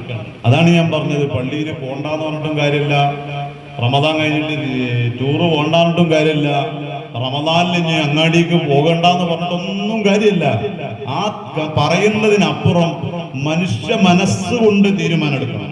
ആ തീരുമാനം കൊണ്ടേ നമ്മളെ മാറ്റം ഉണ്ടാവാൻ പറ്റും. മനസ്സാണ് നമ്മളുടെ എല്ലാത്തിന്റെയും തീരുമാനം. അതുകൊണ്ട് തന്നെയല്ലേ നിങ്ങൾ നോക്കി, ഏതൊരു അമലും സ്വീകരിക്കണമെങ്കിൽ പറയലുകൊണ്ടല്ലോ സ്വീകാര്യത. ഞാനിപ്പോ ഇവിടെ വാത് പറഞ്ഞു സ്വീകരിക്കണമെങ്കിൽ ഞാനിത് തുടങ്ങുമ്പോ അല്ലെങ്കിൽ വാതിങ്ങനെ പറയുമ്പോ എന്റെ മനസ്സിന്റെ ഉള്ളിൽ അല്ലാഹ് നിന്റെ ദീന് ഒരല്പം പറയൽ കൊണ്ട് എന്റെ പാപം ഒന്ന് പൊറുക്കണേ, സമാനമായ ഒരു നെയ്യത്ത് എനിക്ക് വന്നാൽ എന്റെ ഈ പ്രഭാഷണം ഞാൻ രക്ഷപ്പെട്ടു. നെയ്യത്ത് നന്നായാൽ നിങ്ങൾ നോക്കൂ, നമ്മുടെ ഈ ഇരിക്കുന്ന ഇരുത്തം, തുടക്കം ഞാൻ പറഞ്ഞ ഹദീസ്, ഒരൊറ്റ ഖദമിന് 1 വർഷത്തെ ഇബാദത്ത് രേഖപ്പെടുത്തും എന്ന് പറയുമ്പോൾ നമ്മുടെ മനസ്സിൽ അറിയാതെ വരണം, എന്റെ ഈ ഇരുത്തം അങ്ങനെ ആക്കണേ, നിയ്യത്ത് നന്നാക്കണം. നമ്മള് അത്താഴം കഴിക്കലില്ലേ, ചില ആൾക്കാർ പറയും അത്താഴൊന്നും കഴിക്കാതെ തന്നെ എനിക്ക് തോക്കത്തുണ്ട്, ആരോഗ്യമുണ്ട്. അത് മുത്തുനബിന്റെ ഉമ്മത്തീങ്ങളുടെ അടയാളം അല്ല ആ ആരോഗ്യം. മുത്തുനബി സല്ലല്ലാഹു അലൈഹി വസല്ലം നിങ്ങൾ പറഞ്ഞു, തസഹറു ഫഇന്ന ഫി സുഹൂരി ബറക, അത്താഴം കഴിക്കണം, അതിന് ബറക്കത്തുണ്ട്. ഒരു മുറുക്ക് വെള്ളെങ്കിലും കുടിക്ക്, ഒരു ഈത്തപ്പഴം കഴിക്ക്. വെള്ളം നിറച്ചു കഴിക്കണം എന്നില്ലല്ലോ, സുന്നത്ത് കിട്ടണമെങ്കിൽ എന്തെങ്കിലും കഴിച്ചാൽ മതി. പക്ഷെ വേറൊന്നുണ്ട്, അവിടെയും നിയ്യത്ത് വേണം. രാത്രിയാണ് എഴുന്നേറ്റ് വിളമ്പിയതൊക്കെ പാടാണ് തിന്നിട്ട് അപ്പളാ ഉമ്മ പറയണേ ഈ നീന്തൽപ്പായം കൂടി കഴിച്ചു നമുക്ക് ഇന്ന് PT പീരീഡും ഇല്ലേന്ന്, കുറെ കഴിച്ചണ്ടേ. അപ്പൊ നേന്ത്രപ്പായം കൂടി കയറ്റിക്കോ. അതും കയറ്റി. സുന്നത്തിട്ടിയോ? സുന്നത്തിന്റെ കൂലിട്ടിയോ? ഇല്ല. സുന്നത്തിന്റെ കൂലിട്ടില്ല. പള്ളം നിറഞ്ഞു. പള്ളം നിറഞ്ഞ പോരല്ലോ, കൂലി വേണ്ടേ? ആ കൂലി വെട്ടണമെങ്കിൽ അതിനും വേണം നിയ്യത്ത്. അപ്പൊ അത്താഴം കഴിക്കുന്ന ഉമ്മമാരെ, സഹോദരങ്ങളെ, സഹോദരിമാരെ, അത്താഴം കഴിക്കുമ്പോഴും സുന്നത്തായ അത്താഴം ഞാൻ കഴിക്കുന്നു, നിയ്യത്താണ് വെച്ച്. അത് പറയലല്ലോ നിയ്യത്ത്. നിയ്യത്ത് എന്ന് പറഞ്ഞത് അൽ ഖസ്ദു ബിൽ ഖൽബ്, ഹൃദയത്തിലുള്ള കരുത്താണ്. ഹൃദയത്തിൽ കരുതലാണ് നിയ്യത്ത്. ആ നിയ്യത്ത് വെച്ചില്ലെങ്കിൽ ഒന്നും നമ്മിൽ നിന്ന് സ്വീകരിക്കുകയില്ല. നമ്മുടെ പള്ളിയിലെ ഇത്തിക്കാഫ് അങ്ങനെയല്ലേ? പള്ളിയിൽ ഇത്തിക്കാഫ് ഇരിക്കാൻ ഒരാൾ വന്നു. ഓനങ്ങനെ രാവിലെ തൊട്ട് വൈകുന്നേരം വരെ ഇത്തിക്കാഫിൽ പള്ളിയിൽ ലക്ഷ്യം വെച്ചുകൊണ്ട് അങ്ങനെ ഓനങ്ങനെ ഇരുന്നു. വൈകുന്നേരം വരെ ഇരുന്നു. മനസ്സിന്റെ ഉള്ളിൽ നെയ്യത്ത് വെച്ചില്ല. കൂലിട്ടോ? നെയ്യത്തില്ലെങ്കിൽ കൂലിയില്ലല്ലോ. അപ്പൊ നമ്മളെ മനസ്സിലാകണമെങ്കിൽ പെട്ടെന്നുണ്ട്, ഒരു ചാർജർ നമ്മൾ കുത്തിവെച്ചു. ചാർജർ കുത്തി, എന്നിട്ട് നമ്മൾ പ്ലഗിലും കുത്തി, എന്നിട്ട് നമ്മൾ അങ്ങനെ കാത്തുക 2.5 മണിക്കൂർ.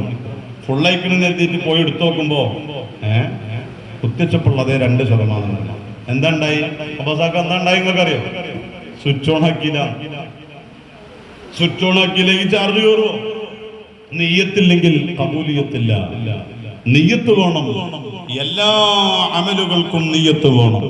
അപ്പോ തറാവീഹ്, ആ തറാവീഹ് മുടങ്ങരുത് എന്ന് നിയ്യത്ത് കൽബില് വേണം. അപ്പോഴേ നമ്മൾ അതിനനുസരിച്ച് തിന്നുള്ളൂ, അതിനനുസരിച്ച് നമ്മൾ ഉറക്കൊഴിക്കുള്ളൂ, അതിനനുസരിച്ച് നമ്മൾ ഓടുള്ളൂ, അതിനനുസരിച്ച് നമ്മൾ പണിയെടുക്കുള്ളൂ. ഞാൻ പകലന്തോളം പണിയനുഷ്ഠാതെ നല്ല വെയിലത്ത് ഇങ്ങനെ പെയിന്റ് അടിച്ചെന്നേനി, അല്ലെങ്കിൽ അങ്ങനെ മറ്റു പണിയിലായിരുന്നു. ഞാൻ കളക്കന്നേനി, തേക്കന്നേനി, ഓടന്നേനി, മണ്ടന്നേനി, ചാടന്നേനി. ഉസ്താദിന് ബോധ്യപ്പെടും, പക്ഷെ പടച്ചോനെ ബോധ്യപ്പെടുത്തണ്ടേ? പടച്ചോനെ ബോധ്യപ്പെടുത്തണ്ടേ? പടച്ച റബ്ബ് നമുക്ക് ആരോഗ്യം തന്നത്, നമ്മെ അല്ലാഹു ഇങ്ങോട്ട് പടച്ചു വിട്ടത് എന്തിന്? വമാ ഖലഖതുൽ ജിന്ന വൽ ഇൻസ ഇല്ലാ ലിയഅ്ബുദൂൻ, ആരാധിക്കാനാണ്, ഇബാദത്ത് എടുക്കാനാണ്. ആ ഇബാദത്തിന് ആവശ്യമായ ജോലിയാണ് നമ്മൾ ചെയ്യുന്നത്. ജോലിക്ക് ആവശ്യമായ ഇബാദത്തല്ല. ജോലി കഴിഞ്ഞിട്ട് പിന്നെ നിസ്കാരം, അങ്ങനെയല്ല. നിസ്കാരവും അമലുകളും കൃത്യമായി ക്രിയാത്മകമായി ചെയ്ത് പിന്നെ അതിനനുസരിച്ച് ആവശ്യമായ ജോലികളും നമ്മൾ ചെയ്യാം. പറഞ്ഞു വരുന്നത് റമദാനിലെ മർമ്മപ്രധാനമായ ഒരു സംഗതിയാണ് തറാവീഹ് നിസ്കാരം. ആ തറാവീഹ് നിസ്കാരവും നമ്മിൽ നിന്ന് നഷ്ടപ്പെട്ടു പോകരുതേ. റമദാനിന്റെ പവിത്രത കിട്ടൂല. റമദാന് കൊണ്ട് അള്ളാഹുവും റസൂലും വിശുദ്ധ ഇസ്ലാമും നമുക്ക് എന്ത് നിയ്യത്ത് വെച്ചിട്ടുണ്ടോ അത് കിട്ടണമെങ്കിൽ ശുദ്ധമായ നോമ്പ് നോൽക്കും പോലെ വളരെ പ്രധാനപ്പെട്ട ഒന്നാണ് തറാവീഹ്. അതും നമ്മൾ നിർവഹിച്ചോളണേ, നഷ്ടപ്പെടുത്തരുത്. പിന്നെ പ്രധാനമായി ചെയ്യേണ്ട ഒന്ന്, നമ്മളെപ്പോഴും ചിന്തിക്കേണ്ടത്, നമുക്കൊരാളോട് സ്നേഹമുണ്ട്, ഒരാളോട് വെറുപ്പുണ്ട്, ഞാനൊരു വലിയവനാണെന്നുള്ള ചിന്തയുണ്ട്, ഒരാൾ നന്നാവുന്നത് നമുക്ക് ഇഷ്ടമല്ല, അതിന്റെ പേര് ഹസദാണ്. ഇങ്ങനെ തുടങ്ങി പലതും നമ്മൾക്കുണ്ട്. ഇതിന്റെ എല്ലാം ഉറവിടം അത് ഖൽബാണ്, മനസ്സാണ്. മുസ്ലിം ജമാഅത്തിന്റെ പദ്ധതിയല്ലേ റമദാൻ പ്രഭാഷണം? ഒരുമിച്ച് കൂടിയ ഉപ്പമാരോട്, സഹോദരങ്ങളോട്, ഉമ്മമാരോട്, സഹോദരിമാരോട് ഞാൻ എന്നോട് പറയാ, മനസ്സ് ക്ലിയറായില്ലെങ്കിൽ നമ്മുടെ നോമ്പ് കൊണ്ടോ, തറാവീഹ് കൊണ്ടോ, ഖുർആൻ കൊണ്ടോ ഒന്നും ഉപകാരമില്ല. കേട്ടിട്ടില്ലേ നിങ്ങൾ 2 സഹോദരിമാർ നിന്നിങ്ങനെ ഗീബത്ത് പറയുന്നത്? അള്ളാഹുവിന്റെ ഹബീബിന്റെ ശ്രദ്ധയിൽപ്പെടുത്തിയപ്പോ അള്ളാഹുവിന്റെ ഹബീബ് സല്ലല്ലാഹു അലൈഹി വസല്ലമ തങ്ങൾ അതേ ഒരു പാത്രം കൊടുത്തയച്ചില്ലേ? ആ പാത്രത്തിലേക്ക് 2 സഹോദരിമാര് ഛർദിക്കുകയാണ്. മാംസമാണ്, അതുപോലെ ബ്ലഡാണ്. എന്താണ് അങ്ങനെ ഛർദിക്കാൻ കാരണം? അള്ളാന്റെ ഹബീബ് പറയാൻ, അവര് മറ്റുള്ളവരെ ഗീബത്ത് പറയുകയായിരുന്നു. ഗീബത്തും പരദൂഷണവും കളവും പറയുന്നത് നമ്മുടെ അമലുകൾ പൊളിഞ്ഞു പോകും. അതുകൊണ്ട് നമുക്കൊരു ഖൈറും കിട്ടൂല. എപ്പോഴാ മറ്റൊരാളെ കുറ്റം പറയുമ്പോൾ, എപ്പോഴാ നമ്മൾ മറ്റൊരാളെ കുറ്റം പറയാം? അസൂയ ഉണ്ടാവും. അസൂയ എന്ന് പറഞ്ഞ സംഗതി എന്താ? പച്ച മലയാളത്തിലാണ് പറയുകയാണെങ്കിൽ ഓനച്ച് പറ്റൂല, അതാണ് അതിന്റെ. അല്ലെങ്കിൽ പെണ്ണുങ്ങളൊക്കെ ഉണ്ടല്ലോ, ഓളച്ച് പറ്റൂല. ഞാനും ഓളൊക്കെ എന്റെ കല്യാണം ഓളെ കല്യാണം ഒപ്പേന് എന്നിട്ട് ഓളെ പുതിയാപ്പടം ഓൾക്ക് ടിക്കറ്റ് എടുത്തോളൂ, ഫ്ലൈറ്റ് ഒക്കെ കയറിയിട്ട് ഗൾഫിൽ പോയിട്ടുള്ള വലിയ പത്രാശേരിയായിപ്പോ. അതിന്റെ പേരാണ് അസൂയ. ഞാനും ഓളും ഒപ്പം പഠിച്ചതല്ലേ, അല്ലെങ്കിൽ ഞാനും ഓളും ഒപ്പടല്ല സർട്ടിഫിക്കറ്റ് നേടിയത്. എന്നിട്ട് ഓളിങ്ങനെ വലിയ ആളാവാന്, അല്ലെങ്കിൽ ഓനെത്ര വലിയ ആളാവാന് ഈ ഒരു ചിന്ത കൽബിന് വന്നോ? മറ്റുള്ളവരുടെ ഉയർച്ചയിൽ, മറ്റുള്ളവരുടെ വളർച്ചയിൽ, മറ്റുള്ളവരുടെ അനുഗ്രഹങ്ങളിൽ ഒരു പൊറുതികേട് മനസ്സിലുണ്ടോ?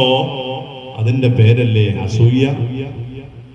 അത് വന്നാല് പിന്നെ അതിന്റെ ലക്ഷണം എങ്ങനെ അറിയാം നിങ്ങള്? ഞാൻ അയാളെ അങ്ങനെ കുറ്റം പറയും. ചാൻസ് കിട്ടിയാല് അയാൾ അങ്ങനെ തന്നെയാണ്, ഓളങ്ങനെ തന്നെ.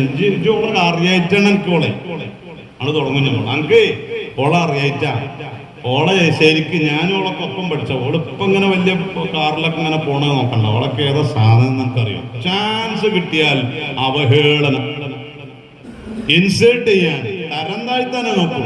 എപ്പോഴും ഓളെ കുറ്റം കുറവും പറയാനും അതിനിങ്ങനെ സാക്ഷി നിൽക്കാനും അതിങ്ങനെ പ്രചരിപ്പിക്കാനും ഒരുങ്ങും. ഇത് അസൂയന്റെ വലിയൊരു ലക്ഷണമാണ്. ഇനി അസൂയ ഉണ്ടോ ഇല്ലേ എന്നൊരു പരിശോധന നടത്തണം. നമുക്ക് അസൂയ ഉണ്ടോ അല്ലേ ഒരാളോട്? ഉണ്ടോ ഇല്ലേ നിങ്ങൾ നോക്കാന്. എന്റെ മനസ്സിൽ ഇപ്പൊ ആരോടാ അങ്ങനെ ഉള്ളതെന്ന് ആലോചിച്ചു. നമ്മുടെ കുടുംബത്തില്, അയൽവാസികളില് ആരോടെങ്കിലും ഓന് ഞാൻ ഒപ്പം പഠിച്ചു, ഓപ്പം എത്ര വലിയവ, ഇങ്ങനെ നമ്മളെ നാവ് കൊണ്ട് പറയേ കൽബിൽ ചിന്തിക്കുകയോ ചെയ്തിട്ടുണ്ടോ? ഉറപ്പിച്ചോ, മനസ്സിന്റെ ഉള്ളില് അസൂയ എന്ന് പറഞ്ഞ സംഗതി വന്നിട്ടുണ്ട്. ക്യാൻസർ പോലെ അല്ലട്ടോ, ക്യാൻസറിനൊക്കെ ഇപ്പൊ ട്രീറ്റ്മെന്റുകൾ ഉണ്ട്. അസൂയക്ക് ഉണ്ടായ എന്താ മാർഗം? എന്താ പിന്നെ ഉണ്ടായ മാർഗം വളരെ പ്രധാനപ്പെട്ട ഒരു മാർഗം എന്ന് പറയുന്നത്, എന്നോട് നിങ്ങൾക്ക് അസൂയ ഉണ്ടെങ്കിൽ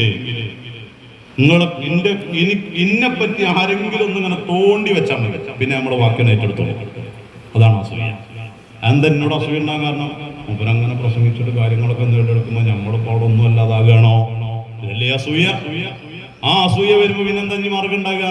അയാളെ വയധാരണമായിരുന്നു, വേറെ എന്താ അയാളുടെ അവസ്ഥ ഞാൻ പറയണില്ല. ഒരു ഡോട്ടൊക്കെ ഇട്ട് കൊടുക്കണം, ഒരു പുള്ളിട്ട് കൊടുക്കാൻ മനസ്സിലുണ്ട് തന്നെയല്ലേ അയാളങ്ങനെ. ഇതിപ്പോ ഞാൻ നിങ്ങളോട് അസൂയ എനിക്കുണ്ടെങ്കിൽ ഞാൻ അങ്ങനെ പറയാം, ഏതാ ബ്രാക്കല്ലേ നിങ്ങൾ പറയണ്ട, എനിക്കറിയാം എന്നിങ്ങനെ പറഞ്ഞ ഉദാഹരണം വലിയ പ്രശ്നമാണ്. ഇന്നലെ ഒരു ഖത്തീബ് ഞാനിങ്ങനെ സംസാരിച്ചു. അപ്പൊ ആ ഖത്തീബുമാരോ സംസാരമുണ്ട്. അപ്പോ എങ്ങനെ മഹല്ലില് ഖാദിമാർക്ക് ഖത്തീബുമാർക്ക് എതിർപ്പ് വരിക എന്നൊരു ചർച്ചയാണ് ഞങ്ങളിങ്ങനെ ചെയ്തത്. മഹല്ലിലുള്ളവരാണല്ലോ കൂടെ ഉള്ളത്, അല്ലാത്തവരുണ്ട്, സാരല്ല. അപ്പോ ഞങ്ങളിങ്ങനെ വിലയിരുത്തിയ നിങ്ങള് ആ മൂപ്പർക്കുണ്ടായ ഒരു അനുഭവം പറഞ്ഞു. എനിക്കുണ്ടായ അനുഭവം ഞാൻ കൂടെ പറയണ്ട, മൂപ്പർക്കുണ്ടായ അനുഭവം ഞാൻ പറയാം. മൂപ്പര് പറഞ്ഞു, മഹ്ലറത്തുൽ ബദരിയ മുമ്പ് അവിടെ ഇങ്ങനെ നടന്നിരുന്നു, ഭക്ഷണമൊന്നും ഉണ്ടായിരുന്നില്ല. മൂപ്പര് ഖത്തീബായി ചെന്നതിന് ശേഷം കുറച്ച് ആളുകളൊക്കെ കണ്ടിട്ട് ഭക്ഷണമൊക്കെ ഉണ്ടാക്കാൻ തുടങ്ങി. അപ്പൊ ആളുകൾക്ക് വലിയ സന്തോഷമായി. പക്ഷേ ചില പ്രധാനപ്പെട്ട പൈസക്കാരായ ആളുകൾ ഇത് നേരെ നെഗറ്റീവായി കണ്ടു. എന്താ അങ്ങനെ, മുമ്പ് നമുക്ക് ഉണ്ടാക്കുന്നില്ല, ഇയാൾ വന്നപ്പോൾ ഒരു ഭക്ഷണം ഉണ്ടായി പറഞ്ഞാണ്ട് ഇയാൾക്ക് വലിയ ക്രെഡിറ്റ് കൊടുക്കണം, അങ്ങനെ അഭിപ്രായം ഇങ്ങനെ പുറത്ത് ഇങ്ങനെ ചർച്ച ഉണ്ട് എന്നുള്ളത് ഞാൻ അറിഞ്ഞു. പക്ഷെ ഞാനിപ്പോ പുറത്തുള്ള ചർച്ചക്കൊന്നും നമ്മൾ മറുപടി പറയാൻ പാടില്ല. അങ്ങനെ ഇയാള് ഒരു മഹ്ദറത്തുൽ ബദരിയിൽ ആള് കുറച്ച് കൂടുതലുള്ള മഹ്ദറിൽ പ്രസംഗിച്ചപ്പോ നല്ല നിയ്യത്തോടെ അയാൾ പറഞ്ഞതാ. നല്ല നിയ്യത്തിൽ എന്താ പറഞ്ഞറിയോ, നമ്മളെല്ലാരും ഭക്ഷണം വാങ്ങി തിന്ന ആള് മാത്രമാകരുത്, ഇടക്കൊക്കെ നമ്മൾ കൊടുക്കണം. ഇതിലെന്താ തെറ്റുണ്ട്? എല്ലാരും സഹകരിക്കണം എന്നല്ലേ ഇതിന്റെ അർത്ഥം. പൊടച്ച തമ്പുരാനെ, നേരത്തെ പറഞ്ഞ ആ ഫുലാനല്ലേ, ആ ഫുലാന് ഓരോളം പിന്നെ അയാളോട് മുണ്ടിയിട്ടില്ല. അയാള് കരുതി എന്താ അത് എനിക്കാണാ പറഞ്ഞത്. അപ്പൊ ചില കാര്യങ്ങൾ പറയുമ്പോ ആ മഹല്ലിലുള്ള ആളുകൾ കരുതാണ് ജുമാക്ക് നീച്ചു പോകണം എന്ന് പറഞ്ഞ വിഷയം പറഞ്ഞപ്പോ അത് എനിക്കിട്ട് താങ്ങിയതാണ്. ഞാൻ ആരും താങ്ങണതല്ലോ. അപ്പൊ ആ ആള് ഇനി മുതൽ എന്റെ ശത്രുവാണ്. എന്റെ എല്ലാ ഉയർച്ചയിലും അയാൾക്ക് അസ്വസ്ഥതയുണ്ടാവും. ആ അസ്വസ്ഥതകൾ ഉണ്ടാകുമ്പോൾ അയാള് അങ്ങാടികളിലും ഓട്ടോറിക്ഷകളിലും വാഹനങ്ങളിലും ജോലിസ്ഥലങ്ങളിലും വീട്ടിലും അയൽവക്കത്തും കല്യാണ വീട്ടിലും അയാള് എന്റെ മധുഹണ ഏറ്റെടുക്കും. മധുഹരണ മനസ്സിലായില്ലേ? എന്നോട് അസൂയുള്ള ആൾക്ക് നല്ല മധുഹല്ലുണ്ടാകും, ആണ് ഏറ്റെടുക്കും. അങ്ങനെയൊക്കെയാണ് മഹല്ലിലെ ഉത്തരവാദിത്തപ്പെട്ട കമ്മിറ്റിക്കാർക്കായാലും ഉസ്താദുമാർക്കായാലും എതിർപ്പുകളൊക്കെ വരുന്നത്. അല്ലാതെ ഒരു കമ്മിറ്റിക്കാരും മഹല്ലിലെ ജനങ്ങളുടെ പുരോഗതിയല്ലാത്ത ഒരു ലക്ഷ്യം ഒരു കമ്മിറ്റിക്ക് ഉണ്ടാവില്ല. ഒരു പള്ളിയിലെ ഉസ്താദുമാർക്ക് ഉണ്ടാവാൻ പാടില്ല. പക്ഷെ പറയുമ്പോൾ ചിലർക്കെങ്കിലും തോന്നിപ്പോകും എന്നോട് പറഞ്ഞതാണ്. അനുഭവങ്ങൾ ധാരാളമുണ്ട്, അതിലേക്ക് കഥകളിലേക്ക് ഇപ്പൊ കിടക്കണ്ടല്ലോ. അങ്ങനെ ചുരുക്കി പറഞ്ഞാൽ അസൂയ ഉണ്ടെങ്കിൽ അത് മാറ്റം വരാനുള്ളൊരു മരുന്ന് വേണമല്ലോ. അതിനെന്താ മരുന്ന്? നിലമ്പൂര് ഹോസ്പിറ്റലിൽ പോയിട്ട് ഒരു 50 റുപ്യക്ക് ചെറിയൊരു ടോണിക് കൊണ്ട് അത് കുടിച്ചോളി. അങ്ങനെ മരുന്നുണ്ടോ അസൂയക്ക്? ഇല്ലേ. എന്താ ശ്രദ്ധ? അങ്ങനെ മരുന്നുണ്ടെങ്കിൽ ഒന്ന് വാങ്ങിക്കുടിക്കാനല്ലോ. എന്നാലും അസൂയ മാറ്റാൻ വേറെ വഴി ഉണ്ടോ നോക്കല്ലോ. അസൂയ മാറ്റാനുള്ള ഏറ്റവും നല്ല വഴി ആരോടാണോ എനിക്ക് അസൂയുള്ളത് അയാൾക്ക് വേണ്ടി കണ്ടത് ആയിരിക്കുക. മനോക്കലങ്ങള് മനോക്ക് ഞാനും വലിയ അടുപ്പാണ് ആണോ? ഈ വാക്ക് മതി. ഇപ്പൊ മറ്റൊരു തെറ്റാണ് ഞാൻ പറഞ്ഞത്. മാനുവാക്കി ഞാൻ അടുപ്പാണ് പറഞ്ഞ ഉമ്മറാക്കാനുള്ള അടുപ്പല്ലാന്ന് അർത്ഥം. എല്ലാരോടും അടുപ്പാണ്. അള്ളാഹു എല്ലാവർക്കും ഹൈറ് തരട്ടെ. അപ്പോ ഉമ്മറാക്കി ഞാനും വലിയ അടുപ്പാണ്, അല്ലെങ്കിൽ ഇബ്രാഹിക്ക് ഞാനും വലിയ അടുപ്പാണ്. ഈ അടുപ്പുള്ള ഞങ്ങള് എനിക്കെന്തോ മൂപ്പറ പ്രവർത്തനത്തിൽ എന്തോ ഒരു അനിഷ്ടം തോന്നി ഒന്നിരിക്കൽ, അല്ലെങ്കിൽ മൂപ്പരിങ്ങനെ വല്ല വിലസ്ഥലും കാര്യങ്ങളും പണം ഇങ്ങനെ കൊടുക്കലും കാര്യങ്ങളായപ്പോ എനിക്കൊരു അസൂയ ഇങ്ങനെ തോന്നിയായിരുന്നു. അപ്പോ ആ അസൂയ പോവണമെങ്കിൽ എന്താ ഞാൻ ചെയ്യേണ്ടി? ഇബ്രാഹിക്കൊക്കെ ദ്വാരക്കാം. എന്താ ദുആ? നല്ല ദ്വാരക്കാരല്ലേ? അത് ഏതുപോലെക്കാരെന്നാ ദുആ? ഈ അടുക്കള പിന്നെ റൂമും ഹാളും സിറ്റൗട്ടൊക്കെ തുടച്ച് വൃത്തിയാക്കിയിട്ട് കുളിയൊക്കെ കഴിഞ്ഞ് ഇങ്ങനെ സെറ്റായി ഇങ്ങനെ കസാര ഇങ്ങനെ ഇരിക്കാര ഫാൻ ഇട്ടിട്ട് ഇന്നത്തെ പണിയാണ് കഴിഞ്ഞു എന്ന് പറഞ്ഞിങ്ങനെ നിൽക്കുമ്പോ സിറ്റൗട്ടൊന്നുണ്ട് ഒരാളാണ് പാറുന്നത്. കോഴിയെ മൂപ്പര് കോഴി പാറുമ്പോ മൂപ്പര് ഈ അത്തപ്പൂ ഉണ്ടല്ലോ നമ്മുടെ വട്ടത്തില്, അതേമാതിരി ഒന്ന് ഇങ്ങനെ പ്ലക്ക് എന്ന് പറഞ്ഞിട്ടാ പോയിക്കണം. എങ്ങനെ പപ്പ ഉണ്ടാകുക? അപ്പൊ നല്ല ദ്വാരക്കൂലേ? അള്ളാഹു ആ കോഴിക്ക് ദീർഘായുസ് കൊടുക്കണേ ദർക്കൂലേ? ആ കോയിനോട് പിടിച്ചിട്ട് അതിന്റെ ചുണ്ട് നോക്കിയിട്ട് ഉമ്മ കൊടുക്കും നമ്മള്. നല്ല ഉമ്മയ്ക്കാറ കടിച്ചിട്ടാണ് മുറിച്ചും ചിലപ്പോ കിട്ടിയിട്ടേ കടിച്ചാണ് മുറിക്കണം. അതുകൊണ്ട് തന്നെയാണ് ഈ സാഹചര്യങ്ങൾ വീടുകളിൽ ഉണ്ടാവും. സാധാരണഗതിയിൽ നമ്മൾ ശപിച്ചുകൊണ്ടിരിക്കുന്ന വിഭാഗങ്ങളിൽ പെട്ട ഒരു ജീവിയാണ് കോഴി. പലപ്പോഴും ഈ തുടക്കലും മറ്റു കാര്യങ്ങളും വീട്ടിലെപ്പോഴും വീടിന്റെ ഉള്ളിലേക്ക് നമ്മൾ ചോറിങ്ങനെ കഴിച്ചുകൊണ്ടിരിക്കുമ്പോ ഒരു കോഴി വന്നിട്ട് സൈഡിൽ കൂടെ ഇങ്ങനെ കൊത്തി തിന്നാൽ ചില ആളുകൾക്ക് അത് ദേഷ്യമാണ്. അതുകൊണ്ട് തന്നെ ആ കോഴിനെ ശപിക്കും. അപ്പോഴൊന്നും സ്നേഹത്തിൽ ഐ ലവ് യു എന്ന് പറയില്ല, കോഴിനോട് പറയില്ല, അതിനോട് ദേഷ്യ വരിക. അപ്പോഴാണ് അള്ളാഹുവിന്റെ ഹബീബ് പറയുന്ന ലാ തസുബ്ബുദ്ദീഖ ഫഇന്നഹു യദ്ഉ ഇലസ്സലാ. കോഴിയെ നിങ്ങൾ ശപിക്കരുത്. കോഴി എന്ന് പറയുന്ന ജീവി സുബഹി ബാങ്ക് കൊടുക്കുന്നതിന് മുമ്പേ നിന്നെ വിളിച്ചുണർത്തുന്ന ജീവിയാണ് മുഹമ്മദ് റസൂലുള്ളാഹി സ്വല്ലല്ലാഹു അലൈഹി വസല്ലം. എത്രയാണ് അള്ളാഹുവിന്റെ ഹബീബ് സ്പർശിക്കാത്ത ഇടങ്ങൾ എവിടെയാണ്? ഒരു ജീവിയെയും നമ്മൾ ശപിക്കാൻ പാടില്ല, ആരെയും ശപിക്കാൻ പാടില്ല. അപ്പോ അസൂയുള്ള ഒരാള് ദ്വാരിക്കുക, പഠിച്ചവനെ ഓനെ നന്നാക്കി കൊടുക്കണേ, ഓൻ ഇനിയും ഉയർച്ച കൊടുക്കണേ. കഴിയൂല മുഅ്മിനീങ്ങൾ അങ്ങനെ ദ്വാരക്കാൻ. കഴിയുന്നത് അപ്പോഴാ അസൂയ പോവുള്ളൂ.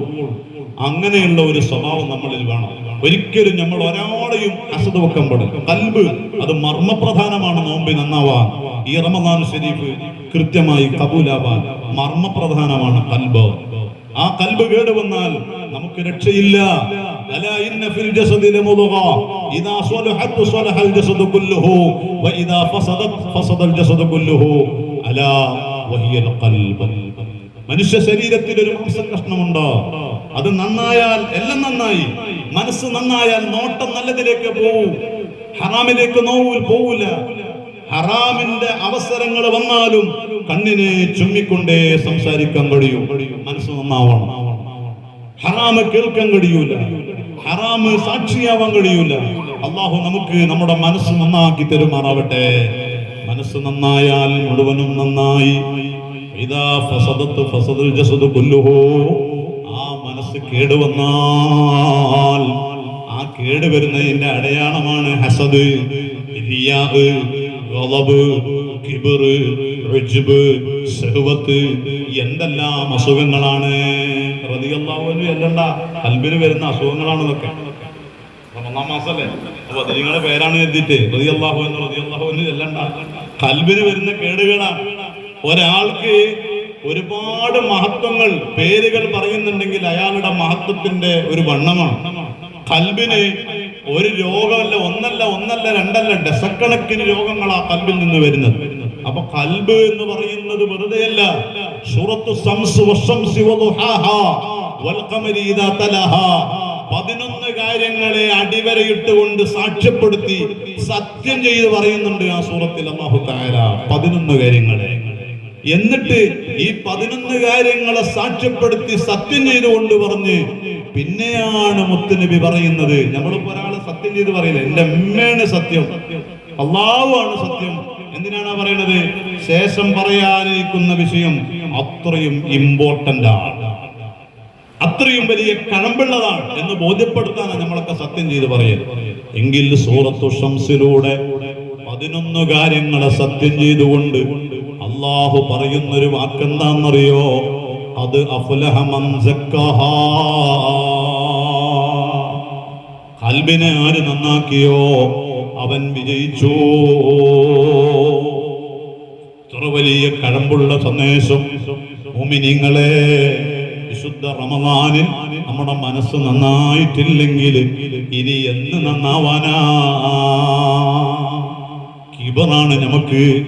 നമ്മൾ പറയുന്നുണ്ട് കുട്ടികളോട്, കിബറടാനക്ക്. എന്താ കിബറടാനക്ക് എന്ന് പറയാൻ കാരണം? നമ്മൾ പറയണൊന്നും കേൾക്കണില്ല എന്നുള്ളതാ. കിബറിന്റെ ലക്ഷണം തന്നെ മഹാന്മാർ എഴുതി വെച്ച്, കിബറിന്റെ ഡെഫിനിഷൻ എഴുതി വെച്ചത് അതാണ്. സത്യം പറയുന്നത് കേട്ടാൽ നിഷേധിക്കും. ആര് സത്യം പറഞ്ഞാലും ഒരു സത്യക്കാരൻ വന്നിട്ടുണ്ട്, കേൾക്കൂല. നമ്മൾ പറഞ്ഞു കൊടുക്കാം, ഇജ്ജ് വാപ്പാനോട് തെറ്റി നിൽക്കല്ലേ, ഇജന്റെ പുതിയാപ്പടനോട് തെറ്റി നിൽക്കല്ലേ. വിശുദ്ധ ഇസ്ലാമിന്റെ അടിവരയിട്ടുകൊണ്ടുള്ള സന്ദേശങ്ങളാണ്. അത് പറയുമ്പോ നിങ്ങൾ പോയി പണി വെക്കാൻ ഇവിടുന്ന്. ഇത് കിബറാണ്, അഹങ്കാരമാണ്. ആരെങ്കിലും ഒരാൾ ചെറിയ മോനാണെങ്കിൽ പോലും, നമ്മളെക്കാൾ പ്രായം കുറഞ്ഞുള്ള ഒരാളാണെങ്കിൽ പോലും അവര് പറയുമ്പോൾ നമ്മൾ പരിഗണന കൊടുത്തോളണം. ഇല്ലെങ്കിൽ അതിന്റെ പേരാണ് കിബറ. ജനങ്ങളെ വഖംതുന്നാസ്, ജനങ്ങളെ നിസ്സാരപ്പെടുത്തി കാണുക കിബറിന്റെ ലക്ഷണമാണ്. അല്ലാഹുവിന്റെ ഹബീബ് പറയാണ്, ആ കിബർ എന്ന് പറയുന്ന രോഗം ഒരാളെ ഖൽബിലുണ്ടെങ്കിൽ അവന് സ്വർഗത്തിന്റെ വാസന പോലും അടുക്കൂല. സ്വർഗത്തിൽ കടക്കൂല എന്നല്ല പറഞ്ഞത്, സ്വർഗത്തിൽ കടക്കൂല എന്നല്ല, പിന്നെ സ്വർഗത്തിന്റെ വാസന പോലും കിട്ടൂല. അല്ലാഹു നമ്മളെ കാക്കട്ടെ. ഓ മുഅ്മിനീങ്ങളെ, അപ്പൊ കിബറില്ലാതിരിക്കാൻ എന്താ വേണ്ടത്? നമുക്ക് എന്തേലൊക്കെ അനുഗ്രഹം വരുമ്പോ ഞാനൊരു നല്ല ആളായി എന്ന് തോന്നാണ്, ഒരു ഉജ്ബ് തോന്നാണ്, ഉൾനാട്യം വരാണ്. അങ്ങനെ വേണ്ട. അങ്ങനെ വന്നാൽ സ്വർഗം കിട്ടൂല. സ്വർഗത്തിന്റെ വാസന പോലും അനുഭവിക്കാൻ പറ്റൂല. അതുകൊണ്ട് കിബർ വേണ്ട, അസൂയ വേണ്ട, വേണ്ടാതെ ദേഷ്യം പിടിക്കുന്ന ശൈലി വേണ്ട. ദേഷ്യം എന്ന് പറയുന്നത് വല്ലാത്തൊരു ഗൗരവമുള്ള തെറ്റാണ്. വെറുതെയല്ല. നബി സല്ലല്ലാഹു അലൈഹി വസല്ലമ തങ്ങൾ അവിടുത്തെ ഹദ്റത്തിലേക്ക് വന്നൊരാൾ ചോദിച്ചു, നബിയേ യാ റസൂലല്ലാഹ്, എനിക്കൊരു ഉപദേശം തരുമോ നബിയേ? അല്ലാഹുവിന്റെ ഹബീബ് ദീർഘമായൊരു വാളൊന്നും പറഞ്ഞില്ല. നബി തങ്ങൾക്ക് പറയാനുള്ള ഒറ്റ വാക്ക്, ലാ തഗ്ളബ്, ദേഷ്യം പിടിക്കല്ല. രണ്ടാമതും അയാൾ ഇങ്ങനെ ചുറ്റിപ്പറ്റി നിന്നുകൊണ്ടും ചോദിച്ചു, നബിയെ ഒരു ഉപദേശം തരണം. അല്ലാഹുവിന്റെ ഹബീബ് ആവർത്തിച്ചു, ലാ തഗ്ളബ്, ദേഷ്യം പിടിക്കല്ല. മൂന്നാമതും കാര്യമായൊന്നും കിട്ടിയില്ലല്ലോ എന്ന് മനസ്സിലാക്കിയിട്ട് മൂന്നാമതും ആ വ്യക്തി അള്ളാന്റെ ഹബീബിന്റെ അരികിൽ വന്ന്, നബിയെ ഒരു ഉപദേശം തരണം. അള്ളാന്റെ ഹബീബ് പറഞ്ഞു, ലാ തഗ്ളബ്, ദേഷ്യം പിടിക്കല്ല. എന്തേലും പറയുമ്പോൾ ദേഷ്യം പിടിക്കൂല നമ്മള്, അല്ലേ?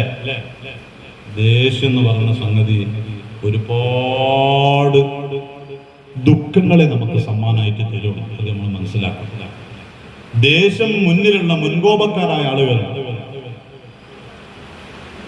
ഇവിടൊക്കെ എല്ലാവരും കേട്ടിങ്ങനെ ഇരിക്കുമ്പോൾ തിരക്കില്ല. ഞാൻ കഴിഞ്ഞ 2 ദിവസം മുമ്പ് ഒരു തത്വവാദനൊക്കെ ദേഷ്യം വല്ലാത്ത ഗൗരവമുള്ള വിഷയമാണ്, അത് തെറ്റാണെന്നാണ് അപ്പോൾ മുന്നിലുള്ള ഒരാളിനോട് ഉസ്താദ് ഞാനതിൽ പെട്ടതാണ്. ഞാൻ പറഞ്ഞു ഭാഗ്യം അള്ളാഹു നിങ്ങൾക്കും ഞമ്മക്കൊക്കെ ദേഷ്യം മാറ്റി തെറ്റാണ്. അപ്പൊ ആമീൻ പറഞ്ഞു. മൂപ്പർക്ക് മാറ്റം ഉണ്ടാവണം ആഗ്രഹമുണ്ട്. അപ്പൊ അതിനുള്ള വഴി എന്താണ്? ദേഷ്യം എന്ന സംഗതി, ദേഷ്യം എന്നുള്ളത് അത് ഒരു പൈശാചിക ഷർറാണ്. ദേഷ്യം എല്ലാത്തിനും ദേഷ്യം പിടിക്കാനല്ല, ആവശ്യമില്ലാതെ ദേഷ്യം പിടിക്കാം. പിശാചിന്റെ ഒരു ഭാഗത്ത് നിന്നുള്ള ഷർറാണ്. പിശാചിന്റെ ലക്ഷണം എന്താ? തീ പോലെ. അള്ളാഹുവിന്റെ ആദം നബി അലൈഹി സ്വലാമിന് സുജൂദ് ചെയ്യാൻ പറഞ്ഞപ്പോ എന്താ ഇബ്ലീസ് പറഞ്ഞത്? തീ കൊണ്ട് പടച്ചടക്കപ്പെട്ട എന്നെ ഞാൻ മണ്ണ് കൊണ്ട് പടച്ച ഓൻക്ക് എന്നെ കിട്ടൂല. അത് തീന്റെ സ്വഭാവം. ആ ദേഷ്യം തീ വൈക്കോലുണ്ടാണ്ടിട്ടില്ല. നിങ്ങൾ വൈക്കോലെന്ന് മനസ്സിലായോ? കാരണന്മാരാണല്ലോ അതൊക്കെ പറയും. ചെറിയ കുട്ടികളുണ്ടെങ്കിലും ചോദിക്കുന്നുള്ളൂ വൈക്കോല് പറഞ്ഞാൽ മനസ്സിലാവുക. വൈക്കോല് ഉണക്കി അതിങ്ങനെ നല്ല വൃത്തിയിൽ ഇങ്ങനെ വെച്ചിട്ടുണ്ടാവും. ഇപ്പൊ നല്ല രസം, ആരും കൊയ്യാൻ ആവശ്യമില്ല. നിങ്ങൾക്കറിയോ മെഷീന് അല്ലേ? നെല്ല് പിന്നെ അത് കൃത്യമായി മുറിക്കുന്നു, കൃത്യമായി നെല്ല് ഒരു ഭാഗത്തേക്ക് മാറുന്നു, വൈക്കോല് വേറെ സൈഡിലേക്ക് വേറെ അങ്ങനെ മാറിയിടില്ല. അതിങ്ങനെ ചുരുട്ടി ഒരു ഡിസൈനായി നല്ല അല്ലേ, ഒരു പ്രത്യേക ഒരു ട്രാക്ടറൊക്കെ ഉണ്ട്, വാഹനമുണ്ട്. അപ്പൊ അങ്ങനെ കൂട്ടി വെച്ചൊരു വൈക്കോലുണ്ടന്റെ ഒരു സൈഡില് തീപ്പെട്ടി പറഞ്ഞ അവിടെ കുട്ടികളുണ്ടെങ്കിൽ അങ്ങനെ ചോദിക്കാം. അതാ കുട്ടികളുണ്ട് ചോദിച്ചാൽ ചോദിക്കണ്ടോ തീപ്പെട്ടി അറിയോ മറാക്കാൻ? നമുക്ക് എന്ത് തീപ്പെട്ടി അറിയാം ഇല്ലേ? പണ്ട് തീപ്പെട്ടി കത്തിച്ചിട്ടല്ലേ നമ്മുടെ ചിമ്മിണികളൊക്കെ കൊണ്ട് തോന്നിട്ട് കത്തിച്ചല്ലേ കുട്ടികളൊക്കെ നമ്മളൊക്കെ മദ്രസ പഠിച്ച്. നമ്മളല്ല, ഞങ്ങളൊക്കെ വയസ്സന്മാര്, നമ്മളൊക്കെ ചെറുപ്പക്കാരാണ്. അള്ളാഹു ആഫിയത്തുള്ളത് ഒരു കാഴ്ച നമുക്ക് തരട്ടെ. അപ്പൊ തീപ്പെട്ടിക്കൊള്ളിങ്ങനെ വരുത്തിയിട്ട് ഈ വൈക്കോലുണ്ടെന്ന സൈഡിൽ ഇങ്ങനെ വല്ല വെച്ചാൽ മതി. എന്തുണ്ടാകുക? കത്തുന്നല്ല പറയണ്ടേ? എങ്ങനെ കത്തും? പറയേ, എന്താ പറയാത്ത? ആളിക്കത്തും. അതാണ് തീയിന്റെ സ്വഭാവം. ആളി കണ്ടു. അപ്പൊ ആ കത്തുന്ന തീയിനെ നമുക്ക് എന്താ കാണ്ടി? ഇതാ ഇങ്ങനെ കത്തട്ടെ അടിച്ചാൻ പൊളിച്ച് കത്തട്ടെ അങ്ങനെ പറയല.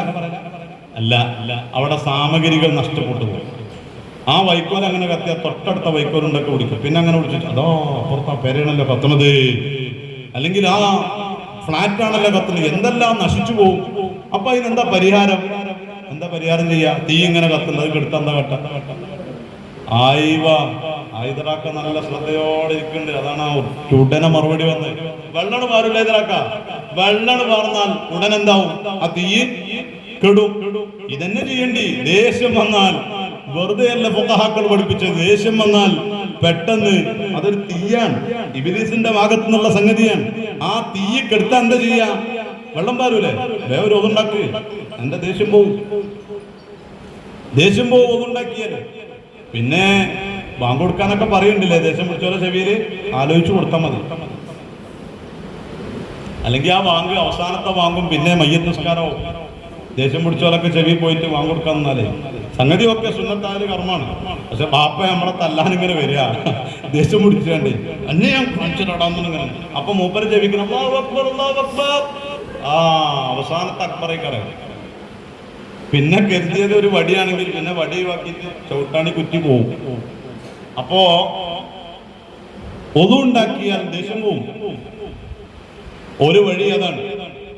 സൈക്കോളജിക്കലായി ചിന്തിച്ചു നോക്കുകയാണെങ്കിൽ നമ്മൾ ആ പരിസരത്തു നിന്നൊന്ന് മാറി നിന്നാൽ പോരെ.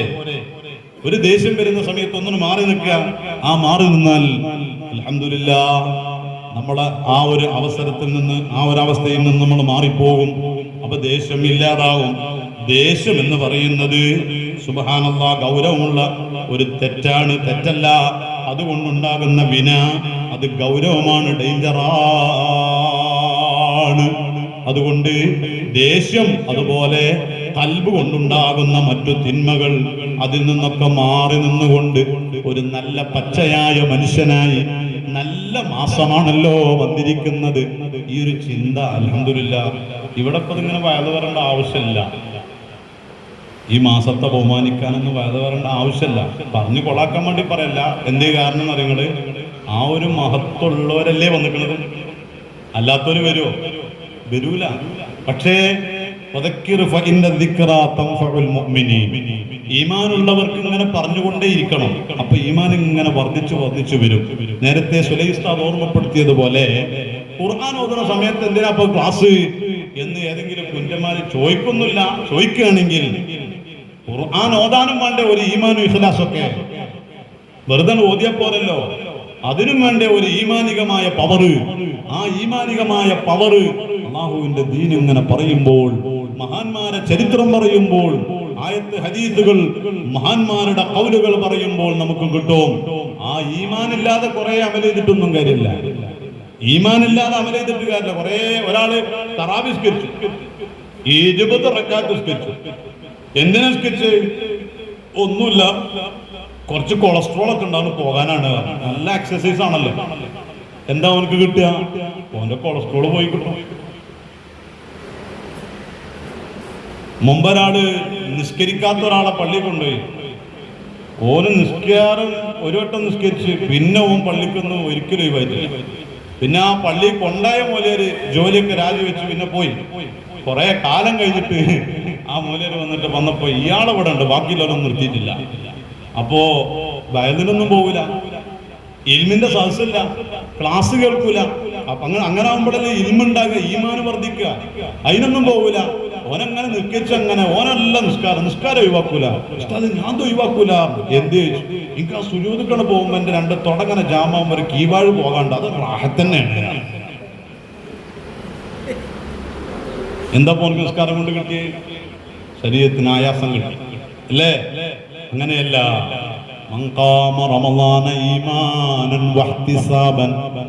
മുഅ്മിനായ നിലക്ക് ഇതൊരു റമദാനിലെ സ്പെഷ്യൽ ഇബാദത്താണെന്നുള്ള വിശ്വാസം ഖൽബിൽ കൊണ്ടുവന്ന് വഹ്തിസാബൻ, അല്ലാഹുവിൽ നിന്ന് എനിക്ക് കൂലി കിട്ടണം എന്ന നിയ്യത്തും വെച്ച് ഒരാൾ തറാവീഹ് നിസ്കരിച്ചാൽ ഗുഫറ ലഹു മാ തഖദ്ദമ മിൻ ദംബിഹി, അവന്റെ കഴിഞ്ഞുപോയ തെറ്റുകുറ്റങ്ങൾ അല്ലാഹു അവന് പുറത്തു കൊടുക്കുന്നതാ.